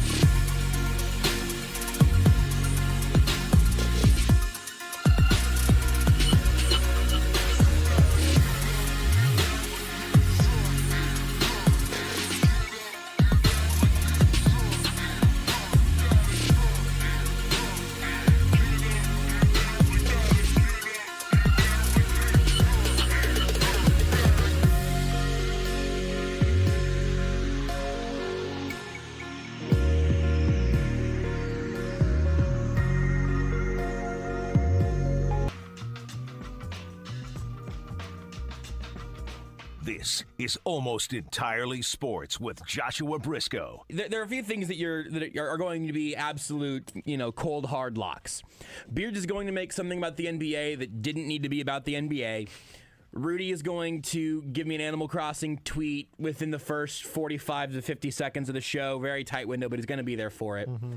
There's going to be a conversation about the Nuggets, Celtics, or Suns.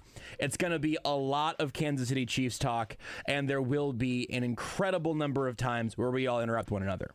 That's just what this show brings to the table. On Sports Radio 810 WHB.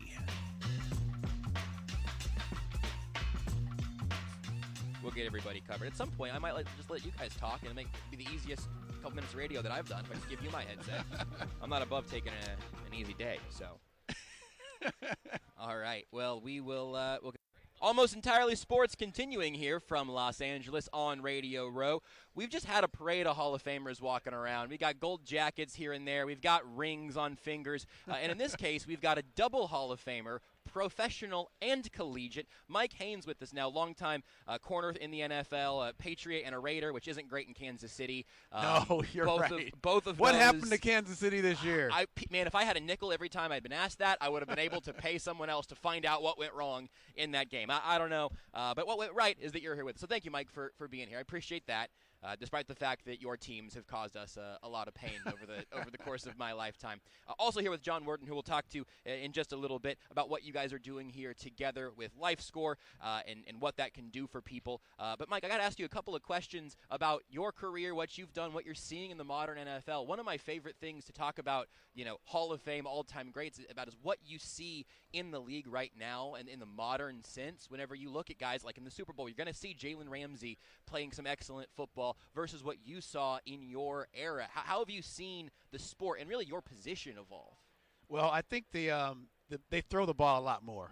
Mm-hmm. Back in my era, it seems like they were throwing, very few quarterbacks were throwing the ball 40 or more times. Right.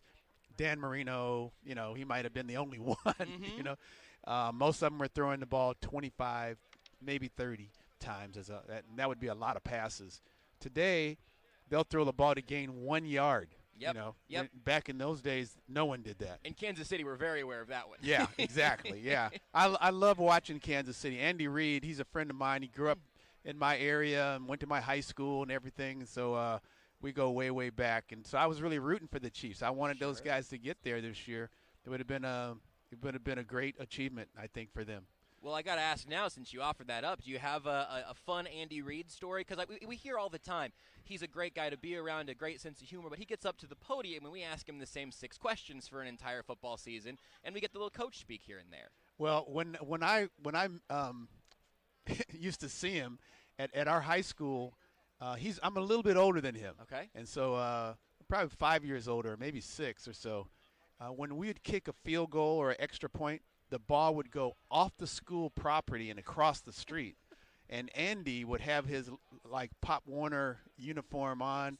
He'd be the kid that go get the ball and bring it back to the official and give it to the referees and stuff, That's where it started. Yeah. You could trace Andy That Reid is back where it started. To going off the school property to get a field goal. That's pretty good. Yeah. The hustle started very young for him. He loved the game. He was attracted to it really young, I still am imagining him very young with a full mustache. I can't conceive even a child. I can't conceive of a mustacheless Andy Reid, but that's pretty good. The other thing that I'm always curious about as, get to talk 2 all-time greats about other all-time greats. I know that if you're playing corner, you got to have a short memory, you got to have high confidence, and you got to be ready to go at all times. But I'm curious who you saw line up across from you and you first snap against him, maybe early in your career, maybe it was somebody later on, where oh man, this guy's going to make sure I have my hands full. This is a guy that I respect as an all-timer. Well, there were a lot of guys I respected. I can't name one because I'd feel like I'm going to leave out a guy that I can't leave out. Just like 30 guys, right. Right. There was a bunch. But there was an attitude. They all had the same attitude. Like some of them were, you could tell that their attitude was to try and intimidate me. Yeah. And others, their attitude was not, no matter what happened, they're going to give me 100% on each and every play, run or pass. And there were others that just, would tell you right away, this is not a pass. Mm-hmm. So don't don't beat me up. Don't give me a hard time. Right. This is a running play, and it's going the other way. Yeah. But most of them, the really good ones, they made every single play seem like an important play to them. So they'd get my best, I'd get their best. And I enjoyed that. I think that it made it a lot of fun. And, and there were different challenges. Some were height. Some were speed. Some were herky-jerky type guys, and there were all different types, and you just had to be ready for all of them. And then you also had to play the defense that's called. So, if it's a zone or if it's man, if it's man, I got help outside, I got help inside, all these different things. There's a lot of challenges. Playing the corner is definitely the toughest position, I think, to play. Yeah. And I think today it's maybe a little tougher because they throw the ball a lot more, and the conditioning of those defensive backs, it has to be great. I mean, they might have to cover 55 passes, Right. And then the receiver, they get to take a break. They can go off, another guy comes on. So that's it's a challenge. I love the way the game has evolved. I like the idea that there's more passes. I think it's more fun for the fans to watch. Yeah. You can still have great running backs. You can still have a great defense and great offense and all that. But the most fun, I think, is people love to see the ball being tossed around and action going both sides of the field instead of first, second down run, third down pass, yes, fourth down punt. At that point, it's probably exactly. So lots of guys that you respected, obviously, but you're in such a unique position as a elite collegiate player, highly touted heading into the league. Did you have a moment somewhere in that rookie year where you realized that things were different at that level, or did you not have an experience like that? I don't think I really, I thought every game was important. The preseason, the veteran guys, they would, because I didn't know that the preseason isn't as important as the season. I'm playing those preseason games like it's the season. Right. But when the regular season started, all of a sudden the veteran guys, they're completely different. Their attitude is different. Their approach to the game is different. Everything is different. I had to learn a lot of things, breaking into the league, and I had a good experience. I had good teachers, guys who would, instead of guys, you ask a guy a question, instead of him saying, man, leave me alone, get out of here, rook, they would answer the question, and that helped me. And because I had a lot to learn, and I knew that, because I didn't play defensive back really or cornerback until I was a sophomore in college. I had a lot to learn, and we mainly played man. Right. So I had to learn zone. Right. And everybody goes, "Oh, zone's easier." Man, who told you that? It's not. It doesn't necessarily mean it's easier. It's not a lot of pressure, a different kind of pressure, but it is not easier. And if you want to play great, you got to know everything. Yeah, well, so, again, in Kansas City, Steve Spagnuolo has been the defensive coordinator here for a few years now, and there's a young kid named L'Jarius Sneed. I say kid. He's probably about a year younger than me, so, I don't know. It's football years, age is different, I guess. But L'Jarius Sneed, he was a mid-round draft pick, and he's really had a couple of great seasons. One thing for him, though, that is always interesting to me is that man is an incredible blitzer as a corner, typically coming out of the slot. And that is a skill, a player trait that I don't feel like I see all that often, and I don't know if I understand what makes guys good at that or not. I know he's a physical player. He's always there for the tackle. But specifically, that realm of the sport and some of those things that you don't think about in the cornerback position. Can you speak to any of that with your obvious expertise? Well, I don't know. I can only, I don't know how important it is what I know. So, I never really, I guess I did blitz a couple of times, as a corner. And, I never really got to the quarterback, I think I saw a couple of sacks in your box score somewhere. I'm not sure. Yeah, I don't remember if I did, but I used to enjoy it. I mean, I think that, playing defense is about being, surprising the offense. Yeah. They're not expecting me to come. And so when I do come, they're shocked. And if they're expecting me to come, I can make them think I'm coming, and somebody else is coming. Right. And so I don't know. I enjoyed all that kind of stuff. I love the disguise, trying to disguise the defense. when I was on the Raiders, we didn't disguise anything. We just said, we're coming, and let's see if you can stop us. Yeah. And not a lot of people could do it. Yeah, that feels like a good Raiders mentality of that era. Hey, you do what you do what you want. Here's what we're gonna do. We're gonna show you what's gonna happen, and we're gonna come get you anyway. Yeah, we're telling you what we're gonna do. We're gonna cover you man to man. We're not gonna double cover anybody. Let's see what you can do. Well, Mike, I really appreciate you taking the time to talk about all the football things, and I can ask you about this first, and we can bring John in, however you guys want to handle it. But to tell me a little bit about LifeScore, a little bit about what they do. Again, John, I'll let you speak to the expertise of it all, but why is that something that's important to you, Mike, in terms of why this cause matters to you? Well, I had a bout with cancer in my 50s. I was 55, and it changed my life. And I realized with that cancer, that I never really set a goal with regard to how long I wanted to live. And as to be a great athlete, a great football player, you had to have, your eye on what you ate, your sleep, everything. Sure. Your health was important to you. But when you're out of the game, this 20 years later, there's no reason to be so focused on those things. But why not? Yeah.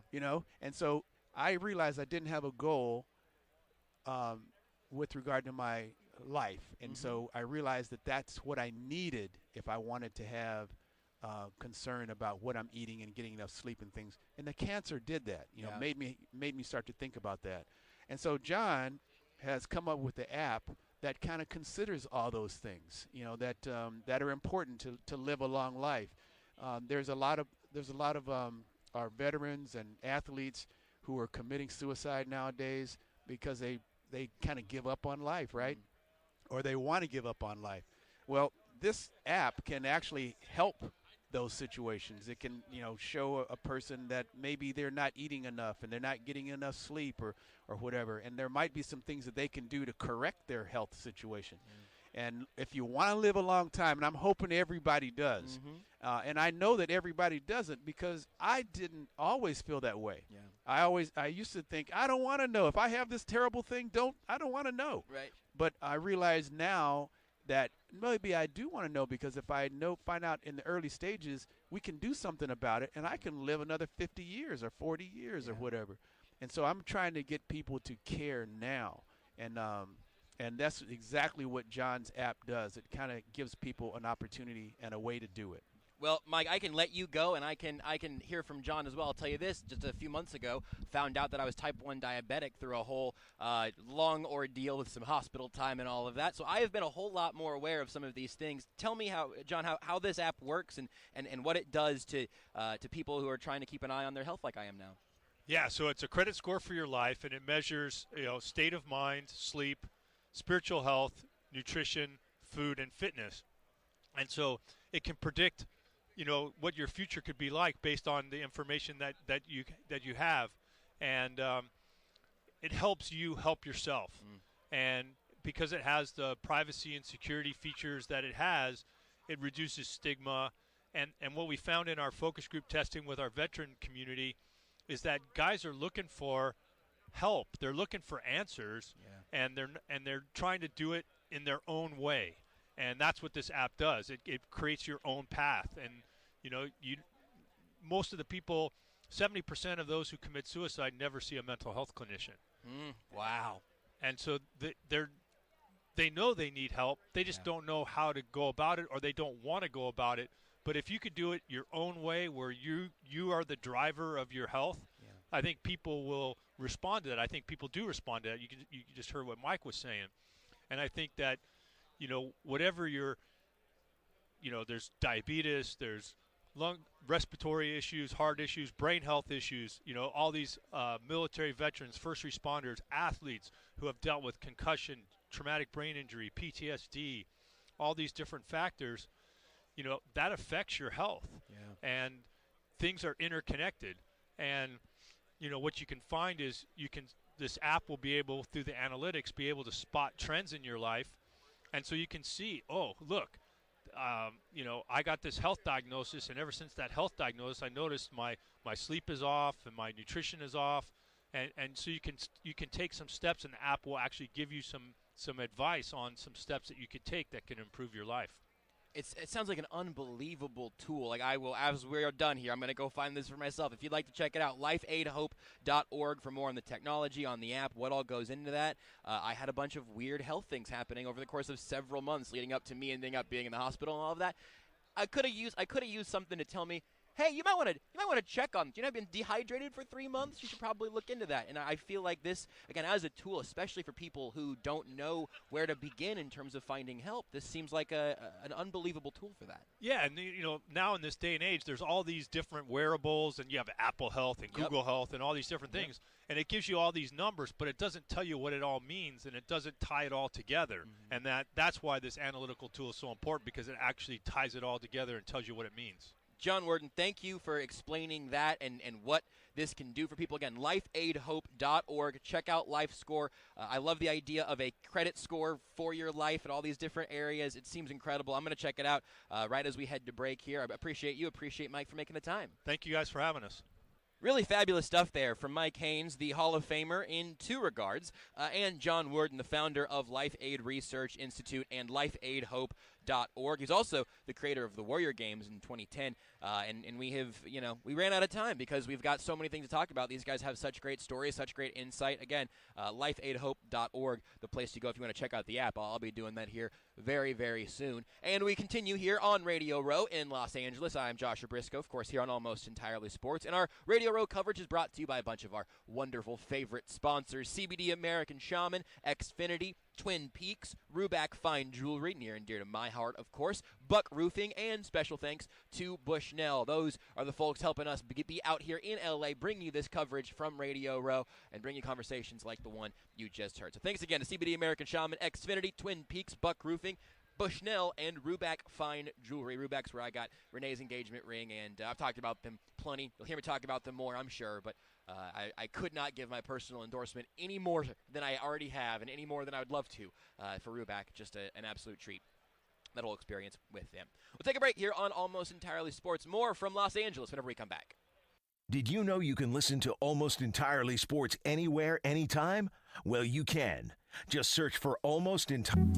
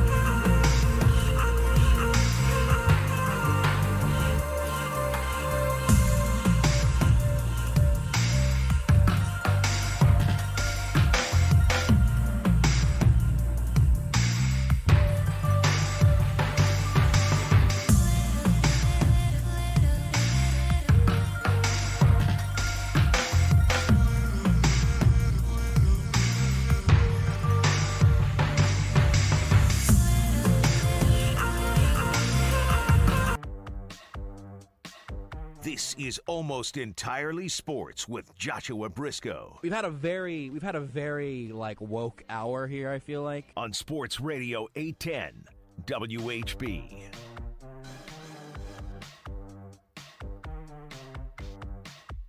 Almost entirely sports, almost entirely out of energy here from Radio Row in Los Angeles. So what I've done is I brought in, I was going to say my good friend, but I think really at this point my new friend, Pat Straham. You can hear him on the Pulse, 2 to 4 Central Time, which is noon to 2 Pacific Time, which is how my clock has been recalibrated. Yep. But Pat, also on Twitter at Pat Strathman. I've always wanted to say It's Strathman. Strathman. I wanted to call you Stratham. I put the M at the end. I know what Jason Statham, all right? I want to say Statham. I want to call you Pat Statham. And that I'm not that cool. Wouldn't really help. I don't have the accent. I suck at accent, so I'm sorry. You went full like shaved head though, with like a little bit of that stubble. You know, that's the Statham look. Do I have to drive a fast car too? Yeah, A required. Lambo or something. You got to kill somebody with a tire iron or whatever. But Pat, we met in person finally right before we headed out here to beautiful Los Angeles, and I've enjoyed our time together so far. Even though I can tell right now, both of us are trying to keep that energy at Radio Row levels. Have a little more Pepsi Zero sugar. Trying to. And by the way, if you don't want Pepsi, by the way, you're going to get Pepsi. Yes. You have no option here. Correct. At Super Bowl 56 Radio Row. Yeah, it's been great. I'm glad to actually meet you in person because, well, we all know that it could have been completely different. I had a chance to meet you in person. So I'm glad that we finally had a chance to meet. Always been a follower from afar, so always appreciate the work. So flattering. The other day at a bar in Kansas City, it was funny. I was sitting there, and I was talking to my best friend. I was like, yeah, I get a chance to meet Joshua Brisco. I get a chance to meet Straham Petro, Jason Anderson, and Jordan Foote. Although I already met Jordan. But, like, this guy was at the bar, and he turned, and he's just like, what do you do? How do you know these guys? I was like, I don't really know these guys. Yeah, but he's just like, that's so awesome. I was like, yeah, it's terrific. It's fantastic. You guys are the real stars of the show, but I'm trying to do my best at ESPN Wichita, 92.3 FM. I was just about to say, I'm not sure that actually got all the way through ESPN Wichita, 92.3 FM. The Pulse 2 to 4 Wichita time, Central time then. And I don't know, I was trying to think, like, you know, where are we going to go other than just the experience we've had so far in LA over these last couple of days? Something that Petro told me, I just remember him saying when we were on our way to Atlanta and back for Radio Row a few years ago, said you can really learn a ton about a person by traveling with them. Correct. And I've thought about that many times over. And I know more about Jordan. I know more about Jason. I know a lot more about you, again, obviously, like finally meeting. Is there anything you feel like you have realized about me, psychoanalyzing me here? We got another day still. We're not our last day at Radio Row is tomorrow night. But have you learned anything about me that you would point out right now and say, hey, man, you need to work on this probably? Man, your listeners already know who the heck you are. Right. I want to know who you think I've become, you know, in your eyes. What I have seen is what I am seeing in person and what I've met in person. Yeah. The guy who cracks jokes and says, you know what, this is witty. I'm going to send out the tweet. And it's perfect. That's you. This is too complimentary. I'm not saying you're swinging and missing. Like, I'm not saying you're swinging and missing. I'm swinging. What I'm getting at is you swing. Yes. And I'd rather take someone swinging rather than someone who's going to sit there and go, all right, that looks like that's a strike. All right, cool. Yep. I struck out looking. I hate that. That's a good point. So, yeah, basically what I knew going into this trip is exactly what I'm getting. Yeah. Jason knew a little bit about him. Mm-hmm. I didn't realize how I really can't believe him, right? So something earlier today you guys were talking about, and I'm like, you're lying. Because because here's what happened. What happened was he said, first day we get here at 7 o'clock in the morning, 9 o'clock Central Time. And, like, we get here, and we walk up to Jason, and we're like, hey, like, what's happened so far? And Jason's like, oh, we got Snoop Dogg for 45 minutes. We talked to Patrick Mahomes. He's walking around. I'm like, oh, my God. Like, holy smokes. Like, this guy just pulled in Patrick Mahomes and Snoop Dogg. Before 7 a.m. Only to find out. The 6 a.m. hour. Yeah. And Roger Goodell gave him an exclusive? Yep. That's what he said? Yep. So, yeah, earlier today something happened, and it actually did happen. I did not believe that. But after talking with Jason, I now know that that's the delivery. And for Jordan, I know you can't you can't give Jordan any crap about watching Grey's Anatomy. You can't do that, or else he gets very, very angry. If he has issues with his computer, he's going to let you know that he's having issues with his computer. Yep. But that's something I knew about, too, because Jordan comes on a lot on the Shane Dennis Show from 12 to 2 on ESPN, which is on 92.3 FM. So, yeah, I kind of had an idea of what I was getting into. I'm sure no one had any clue what they were getting into with me, other than the fact that, wow, that guy's a 6'7" dude. I was really glad that your Twitter bio says that you are 6'7", because when you came up the elevator the first day, you've got your Twitter avatar, you've got your show art and everything, and then you've got you, the real life person. It is not always easy to clock someone from a Twitter avatar, and so I was like, okay, well, I mean that in your Twitter avatar, you got a mustache. Yeah, the first thing you said to me was, I expected the mustache. I really did. I expected just a pure hanging out mustache. Yeah. Because if your Twitter avatar, that's how I see you most of the time. Which is why my Twitter avatar is me in a penguin costume. Yeah, which I'm very disappointed you didn't bring, by the way. Well, I haven't brought it out yet. Oh, tomorrow. Look, dig it out. Friday on Radio Row, you get those. All the celebrities are coming, baby. You better gear up. You get the the Radio Row or Media Day scrum, right, for the actual players that are out there, and you'll get people that are in costume, that are doing character work, whatever it may be, and I feel like I could really make a name for myself, just doing all of this as a penguin. And if anyone ever asks, hey man, love that outfit, what do you mean? I just think it's funny. It's like, oh, okay, cool. Well, anyway, I do very serious radio. Ask about their childhood, hey, tell me your relationship with your mother. Yeah, wait a that's second, what you want. You're a full penguin right now. You want to be at the level that the cake, this butter cake is at for Jason Anderson. You want to be at this level to where Jason's going to tell all the dirty secrets to this butter cake. So I can't even begin to explain that. I don't know if he's talking about that on the air. I haven't heard. I don't know. He needs to share the story, because the amount of times that he's brought up this butter cake maybe on this tomorrow trip. I'll just see if we can get him to put on a headset for 10 minutes. Yeah, and just like, hey man, let's try nothing but butter cake. Yes, and I'm sure it'll fill 5 hours for you, because the guy can't stop talking about it. But look, if you've had something that's great, look, whatever. We can talk about the steaks that we had last night. We can talk about the seafood we had last night. We can talk about the cheesecake that we had last night. We can go on and on and on about the food that we had last night. But yeah, the whole mustache, I told you it was a mistake, and you're just like, huh? You started laughing. It's like, yeah, it was Christmas time. I'm trying to shave, and I think I have my guard on the razor. Yes. So I start going down. Yes. Just fine. Second time, all of a sudden pop, and you hear and there's this big chunk on my right side of my face that was missing. And Kara, my fiance, will never forget this. I yelled for Kara. I was like, Kara! She ran downstairs. She knew something was wrong. She walked in, and she's just like, oh, no. I'm like, what do you think? I'll give you 2 options. I'll give you 3 options. Yep. Number 1, we're shaving all of this off. Yep. That's option number 1. Number 1. Number 2, if you want to go down to a goatee, we can try a goatee. I'm not a big fan of goatees, just for me, because I can't accomplish them, because I don't have very thick beard hair. Same. I don't have that. Not for me either. So it's like I can't really do it, but if you want that, we can try it.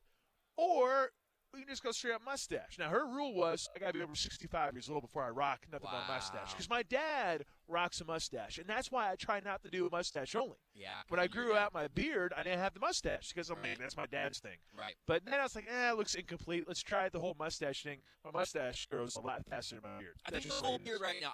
Literally right now, I have your Twitter profile up, and I have mustache, I have cover art, and I have you in front of me. I think that the best of the beard facial hair configurations is what we have right now. Yeah, perfect. Your current one is the winner in my book personally. Good. We'll go with that. But yeah, so Kara's like, you can't do that. Well, then I finally shifted to a goatee. Yeah. Didn't look right. Yeah. So I'm like, all right, I'm going to go to this mustache only. And then I stopped. And I looked at her, and she's just like, are you really going to do that? I go, I'm going to try it out. Yep. And then I walk upstairs, and then after a couple days, she's just like, is this really growing on me? Yes, it is growing on you. You've won. So now I know. I got multiple options. I can go straight up baby face, I can go beard, or I can go mustache. So now I got options. That's good. Good to have options. Not last Halloween, but the one before that. You pulling up a picture right now? I sure am. I went as Hopper from Stranger Things. I had often been told that that's what I looked like because I had experimented with the mustache a couple of times. Perfect. Got the shirt and everything, and it was as good a Halloween costume as I can get. I think you nailed it. But recently, this is going to sound like a little deja vu for our beloved listeners here. Recently, I was going into trim, starting with my beard, starting with the sideburns. I've got these buzzers that have different colored guards on them. There's some light gray ones that are on the shorter half, some dark gray ones in the middle, black ones are the long ones of the guards. So I had a couple that I had sat out, and I thought, I'll have a little bit of a shorter one for some reason, I don't know. But I've got my 7 and my 5s, okay? But my 7, 5s, and my 3s are all the same color. They're all light gray. Thought I had the 7 on there. Never made this mistake before, and I started like an idiot at the top of my sideburn. I was gonna leave those at the 7 and go 5 everything else. I think. Well, I started with a 3. Pat, and I had this experience of I'm going into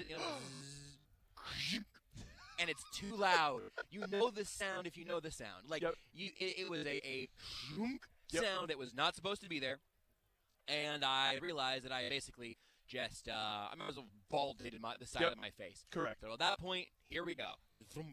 Just the whole way through, brought it all the way down. I left the mustache because I went through the same experience. I shaved it to a goatee. I sent a picture to Renee, and she was like, "That's not it." And I was like, I agree. It's not my look." Went down to the mustache, and you know what? I'm here in Mustache Town, and I'm not buying a house here, but I got a little vacation home in Mustacheville. Get a timeshare. I got a little timeshare, and I let the mustache be there. I trimmed it up as it went. I let the beard grow back in around it, and then now I'm back here where my face is. The bottom half of my face is appropriately obscured by facial hair. I didn't know what we're going to talk about, but I'm glad that this is where we ended up. I'm glad that this is where we ended up. Yeah, I'd never been a facial hair guy growing up. I always you couldn't grow up when you were 7 or 8. Yeah, right. Yeah, because my body grew up, but my hair didn't. So being 6'7", my body had no issues, but my hair on my actual face, that was a different story. But I always was clean shaven. That was just the way it was. Every single week, shave, no big deal. And then I finally wanted to try something different, and that was only because I was covering Kansas Wesleyan women's basketball at the time, and they were on a tear. I'm like, all right, I'm just going to grow this bad boy out. Now, playoff beard? Yes, and I'm a rookie when it comes to taking care of the beard, yeah, right? Sure. So I'm letting this thing grow, and I'm looking back at the pictures. Oh my gosh, the fact that someone let me walk out of the house with that beard, like. I didn't trim the neck hair. Yeah, so that's it came down. Yes, I got pictures of that from me in terrible, late high absolutely school or terrible. college. Right. Bad. So then finally, when I finally went in to get a haircut, I also told her, hey, can you also do my beard? She's just like, yeah, sure. Yes. And she gave me tips. I'm like, I need tips. Thank you. I'm a rookie when it comes to this. So I kept the beard. And what's really funny is with Kara, we've been dating. Well, yeah, still technically dating, I guess. Mm-hmm. We've been engaged for over a year, but we have known each other for 2+ years now. And we started dating July 6th, so 2.5 years, I guess. So she has known nothing but beard me. Which is weird. Which is maybe good, right? Which is really strange because, if you talk to my family members, they know me as this clean-shaven dude, and every single one of my siblings are just, why are you growing out the beard? I don't know, just something different. Yeah. Because I want to look more mature. Yeah, of course. You want to grow a couple years out Correct. there. So I did that, and then when this mistake happened, Kara was really worried about what is it. Because she goes, you have a butt chin. I go, yeah, I do. Have you just now noticed this? You've been covering it up the whole time. That's right, the entire time. So, yeah, now I feel like I kind of have control over my beard. It's not the best because I wish that the connection was better. I wish in the middle this would grow a little bit better. Instead it grows long instead of thick. Yep, get that. But what can you do? I'm not going to go out there and pop pills to try to make my beard look thicker. Well, look, I mean, I would personally think about that if there was a path to where that was, verifiable on some level. It seems I'm a bit of a skeptic, I suppose. But you right now, you're wearing the beard's not wearing you. You know what I mean? And that's the most important thing, is that you have that.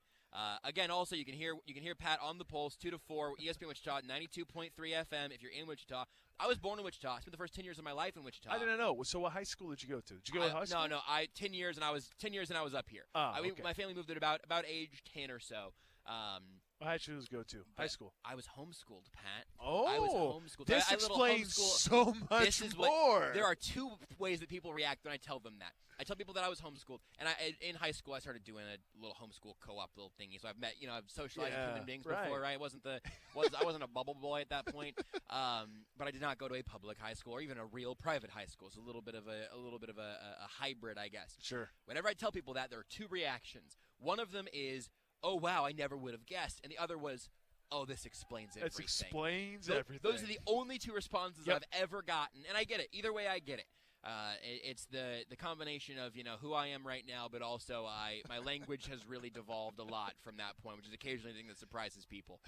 Is that there's some PG-13 seeping through occasionally, which is absolutely shocking. Yeah, it's been fun in Wichita though.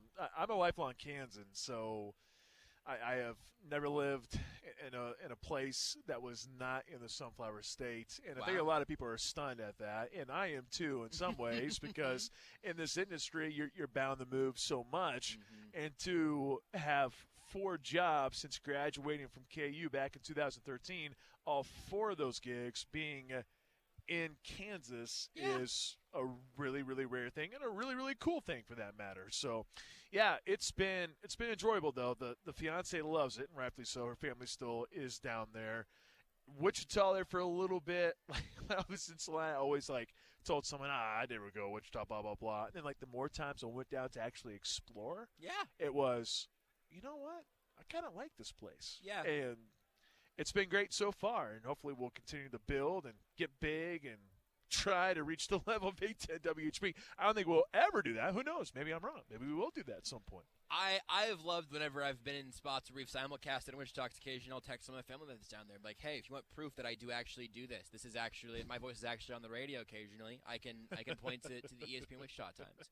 What's the go-to topic? Has it fully? Because for me, being 8 years old and loving baseball, I was a Yankees fan. My dad was a Yankees fan. I grew up a Yankees fan because the Royals, at that point, being as miserable as they were, did not feel like a local team, and they did not feel good enough to bother with, basically, at that point. So I grew up a Yankees fan. The Chiefs sort of seeped in for me after I moved to Kansas City. So what's the environment in Wichita right now in terms of sports talk? How much of it is Wichita State? How much of it is everything else? Oh, well, Wichita State's number one. It's not even close. Makes sense. It's incredible, and it's incredible how quickly some of the people have turned on Wichita State basketball this year. Right. Now, it's strange for me. When I got to Wichita, I tried, and I've watched Wichita State from afar, but it's not the same as actually being in the town itself and experiencing it. It's not the same watching from afar. I can sit here and go, oh, yeah, I know the Greg Marshall teams of Wichita State, Ron Baker and Fred Van Fleet, who, by the way, is an all-star. All-star, baby. Which is crazy, Wichita State stand up. And I go down the list, Landry Shamet and so many other talented players that they've had. Phoenix Sun, Landry Shamet. Yeah, that's right. I figured I'd bring that up because I know you're a big Suns guy. Close to my heart. So, yeah, there you go. But, yeah, Wichita State is the top topic down there in Wichita. You have to talk about it. And this year, I know they've had their more downs than ups. There's no doubt. It's amazing, though, because they've had a lot of the same talent from last year come back. The only missing piece that they have, or they don't have anymore, is Alterique Gilbert, and he moved on. And really, that's a guy who's a shot creator, and maybe that's exactly what Wichita State's missing. But, yeah, the Shockers are number one. It's interesting to try to figure out KU, K-State. I think Chiefs are number 2. That makes sense as well.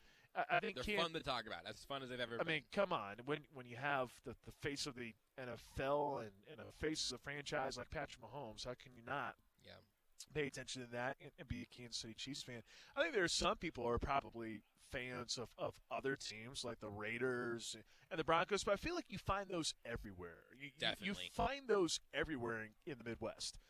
Yeah, people who love the Broncos because they grew up in Colorado, but they live in Kansas or they live in Missouri. You have fans of the Raiders because, well, by golly, back in the day, this was my dad. Or, you have the Green Bay Packers, which everyone's like, well, the Chiefs sucked, so I'm going to pick the Green Bay Packers because they're winners, by golly. So I get it. I think there are a different amount of people in Wichita, but I think Kansas City is still very, very popular. And then the KU and K-State, it definitely is below Wichita State. They love them some Wichita State Shockers, that's for sure. And then everything else, I don't know. I'm still trying to get a feel for things. The Wichita Wind Surge, I know I see a lot of people wearing ball caps around town. They're big fans, and it's been great being at that Riverfront Stadium studio. It's not complete yet, but it's getting close, and it's great. It's I know we're inside the LA Convention Center right now, but like picturing like the Riverfront Stadium studio right now, it's like, man, I kind of miss it. Like, I like this is great, but man, I kind of miss it. I kind of want to get back to that. So that studio is great. It's a wonderful ballpark, and there's some other stuff around town as well in Wichita. But yeah, I've been seeing a lot of Wind Surge gear as of late. So yeah, that's basically how it goes. And then high school, everyone's crazy about high school, especially in Wichita. If you're a Carroll guy, and think about the talent that's come out of Wichita lately. I know Kansas City, you can say the same thing. But Brees Hall, who's now invited to the NFL Draft Combine, Wichita Northwest grad, people still keep tabs on him. You have Avery Johnson, who's a quarterback, a three-sport standout for the Maize Eagles. He could go wherever the heck he wants. Dylan Edwards out of Derby High School has like 20, 30, 40 Division I college offers, and I mean big boy offers. So, yeah, people love a good amount of sports down there in Wichita. Yeah, makes sense. Give me here's my one Wichita State question for you. Give me your little your side check here, because I've got family and friends that went to Wichita State, still are at Wichita State. Is there any twinge of buyer's remorse on the AAC from your pulse on that? That wasn't even on purpose. I just said the word pulse. So is there any feeling that the conference move again? Maybe I'm prisoner of the moment of this basketball season, or ultimately is that, as is the case for most schools that elevate up a conference, is it, hey, the money's better here, the program's going to catch up? And if it's the latter, what's happened with basketball this year? It's interesting. So the AAC obviously is going to be depleted with no Cincinnati. Yep. So you don't have to worry about the Bearcats anymore. Yep. You don't have to worry about a team who's been dominating the conference this year. The Houston Cougars are now going on to the Big 12. Yep. So you see those guys, and then I think the tough part is for Wichita State is with no football, it's just so hard to try to figure out what you do. What do you do with no football? Yeah. You really can't go anywhere else. I guess you could attempt to go to like the Big East or something like that, but at the end of the day, you got to think about travel. But even travel right now, the AAC is crazy. But I guess that'll change when you have Central Florida going away as well. You still got UCF going somewhere else. So people forget that UCF's in the AAC. People forget about that. True. SMU is also in the AAC. So it's a very unique conference. And I know they're adding some schools, but you're going to get to the point to where it's like the Missouri Valley Conference. And there are some people. It's amazing. The expectations of Wichita State basketball, I get it. If you're a fan, you have high expectations. Mm-hmm. If you're a fan of the Kansas City Chiefs right now, if they don't make the Super Bowl, it's a disappointing season. Yep. And I get that. 110%, I get that. I understand. KU basketball, if you're not getting to a Final Four, it's a failure. Doesn't matter what team is out there. Doesn't matter what talent Bill Self has. If you don't make it to the Final Four, guess what? The season sucked. That's the way it goes. For K-State, I don't know what the barometer it is for K-State basketball. Just maybe win 2 games or be above 500 when it comes to Big 12 play. Obviously, you want to make the NCAA tournament, but you got to temper your expectations a little bit. For K-State football, a lot of people believe that it's a disappointing season if you don't pick up 9 wins or 10 wins, if you're not in the top 3 of the Big 12 conference, which I think is just kind of a silly little thing as well. But you have these expectations, and for Wichita State, I think the expectations right now, you win an American Athletic Conference championship last year with Isaac Brown, the interim head coach, and now the expectation is that's the bar. The bar is you got to wear a conference championship every single season. Well, it's not going to happen when you got Houston. Right. I don't think it can happen because you have Houston, you have Memphis. Those 2 programs alone are going to be loaded with talent because Penny Hardaway just has to make a phone call and people will commit. Right. And Kelvin Sampson, say what you want about Kelvin Sampson, but that guy, Houston lost a lot of talent from last year. They lost some talent this year from injuries, and they're still good. and it's all because of Kelvin Sampson, what he can do. Then you have SMU. I know Wichita State beat SMU recently, but SMU is a good program. Central Florida can be a tough program. And with the transfer portal, everyone can land it. Like I think Central Florida had a boatload of transfers, and there are a bunch of other teams that have transfers as well. But what I'm getting at is when you have those quality teams in a conference, like the expectation at the very, very top, it's like you can't expect a conference championship every single year. Now, if you go back to the level of like Missouri Valley Conference days, you can have the expectation. And yeah, if you don't win a conference championship, it's probably a bummer year. Right. So right now, the American Athletic Conference, it's a very unique conference, but I still think it's a step up from the Missouri Valley. Yeah. But with these teams leaving, now you're going to wonder. It's going to get wobbly again, man. Will Wichita State think about trying to make a pitch for the Big East? I think that's the only conference that they can go to. Yeah.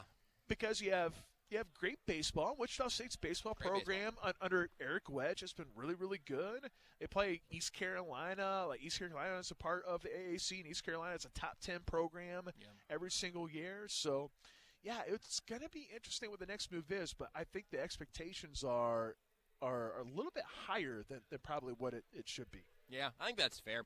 For more on that, if that just tickled your fancy right there, like, man, I could use some more AAC, Missouri Valley, Wichita State talk, I would encourage you to check out The Pulse on ESPN Wichita. Again, if you're in the Wichita area, that's 92.3 FM. You can also go to ESPNWichita.com. Pat's on from 2 to 4 on The Pulse. And we want to do one more day of this tomorrow? Or a little more Radio Row? One more time through? Let's do it. I guess there's a big game going on this weekend. That's true. Give us a 5-second tease of who might be on the show tomorrow, who the plan is for the show tomorrow. Ooh.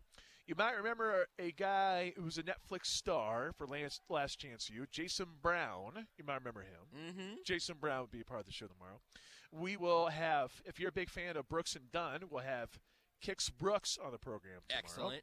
We'll also have Solomon Wilcots. We'll have him on the program tomorrow, which that's exciting. I'm excited for that. And we'll see what else we can round up. We always have Fat Jack from FatJackSports.com. We have him on every single Friday as well. Some people probably listen to the programs from Petro and hear him. Well, we also have him down in Wichita as well. And who knows what's going to happen tomorrow? There's going to be celebrities galore. I know that was way longer than 5 seconds, but so much longer. You get what you get, and you don't throw a fit. I will throw a fit for no reason at all. I do not need a justification to throw a fit. Thank you, Pat. Thanks, Check out The Pulse on ESPN Wichita 2 to 4, and we'll wrap things up here from Radio Row and Almost Entirely Sports whenever we come back. Take the show with you wherever you go. Listen live on the Sports Radio.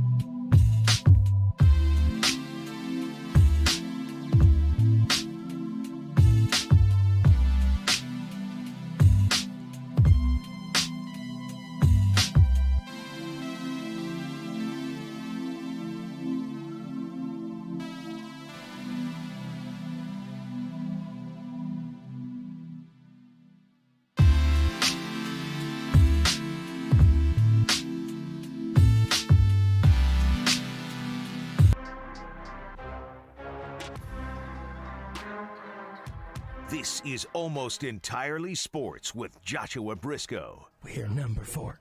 We're number 4. We're number 4. We're number 4. Our number 4.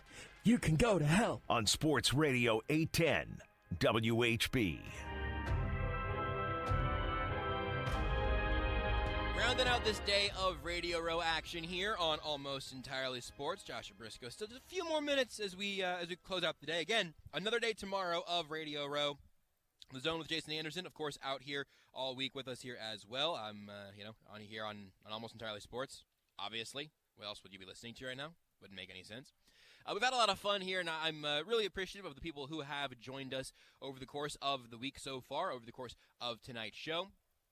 We've talked about a number of those things already, but you may have even noticed there as we were talking to Mike Haynes earlier in the hour, being able to talk a little bit about what it takes to be an elite corner at this level, a little bit about what I think makes L'Jarius Sneed even a little extra special. There's lots of fun stuff, and if you've missed any of the goods of what we've done so far over the course of this week, again, I would send you to the podcast page. Just subscribe to Almost Entirely Sports wherever you get your podcasts, or you can go to aes.show in your browser of choice. It'll give you a place to click through for your podcast provider of choice. So you've got options there as we look ahead to the Friday coming up here from Radio Row. I don't know if I should tell you who I think we might end up with tomorrow, but there's a couple of fun names that are going to be around here, and I think maybe even a little more action than there's been these last couple of days, which is wild as they get closer and closer to the actual Super Bowl, obviously. Get a little closer to the big game, I think, as we are supposed to call it somewhere. And, maybe it heats up even a little bit more here at Radio Row, which is exciting.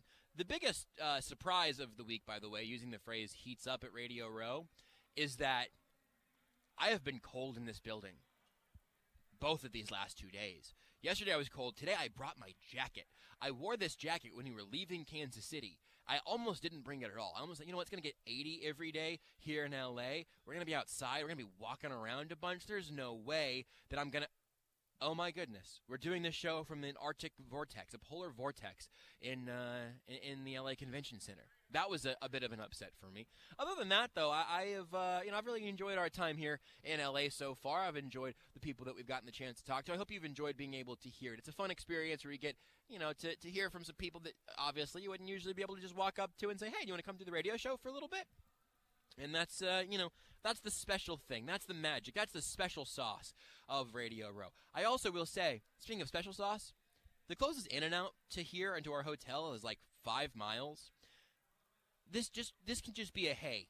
Enjoy Kansas City, little reminder. I Google mapped the 5 miles it would take to get to In-N-Out.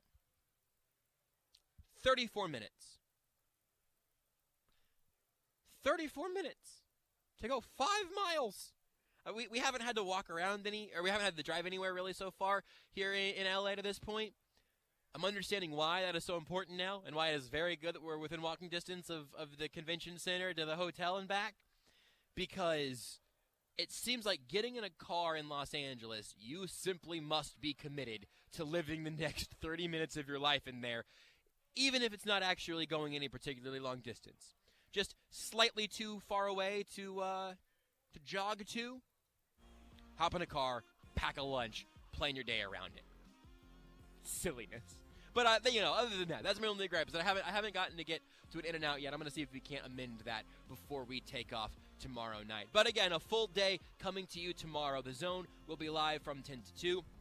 Pat, who you just heard a little bit ago, he'll be live from 10 to 2 again. That's not all of our time zones here are really jacked up. He'll be live on ESPN Wichita 92.3 FM or at ESPNWichita.com. You can hear him doing his show from there, and then Almost Entirely Sports will be almost entirely live. That's the magic of Radio Row and the space-time continuum. We'll be here for another 3 hours for you tomorrow night. Until then, I will continue to hopefully enjoy a little bit of the LA nightlife, and then we'll be back here bright and early to bring you everything we need to do for another great day of radio here on Sports Radio 810 WHB. I'll talk to you tomorrow from Los Angeles for one more day of Radio Row. Until then, bye, Mom. You are listening to Almost Entirely Sports with Joshua Brisco.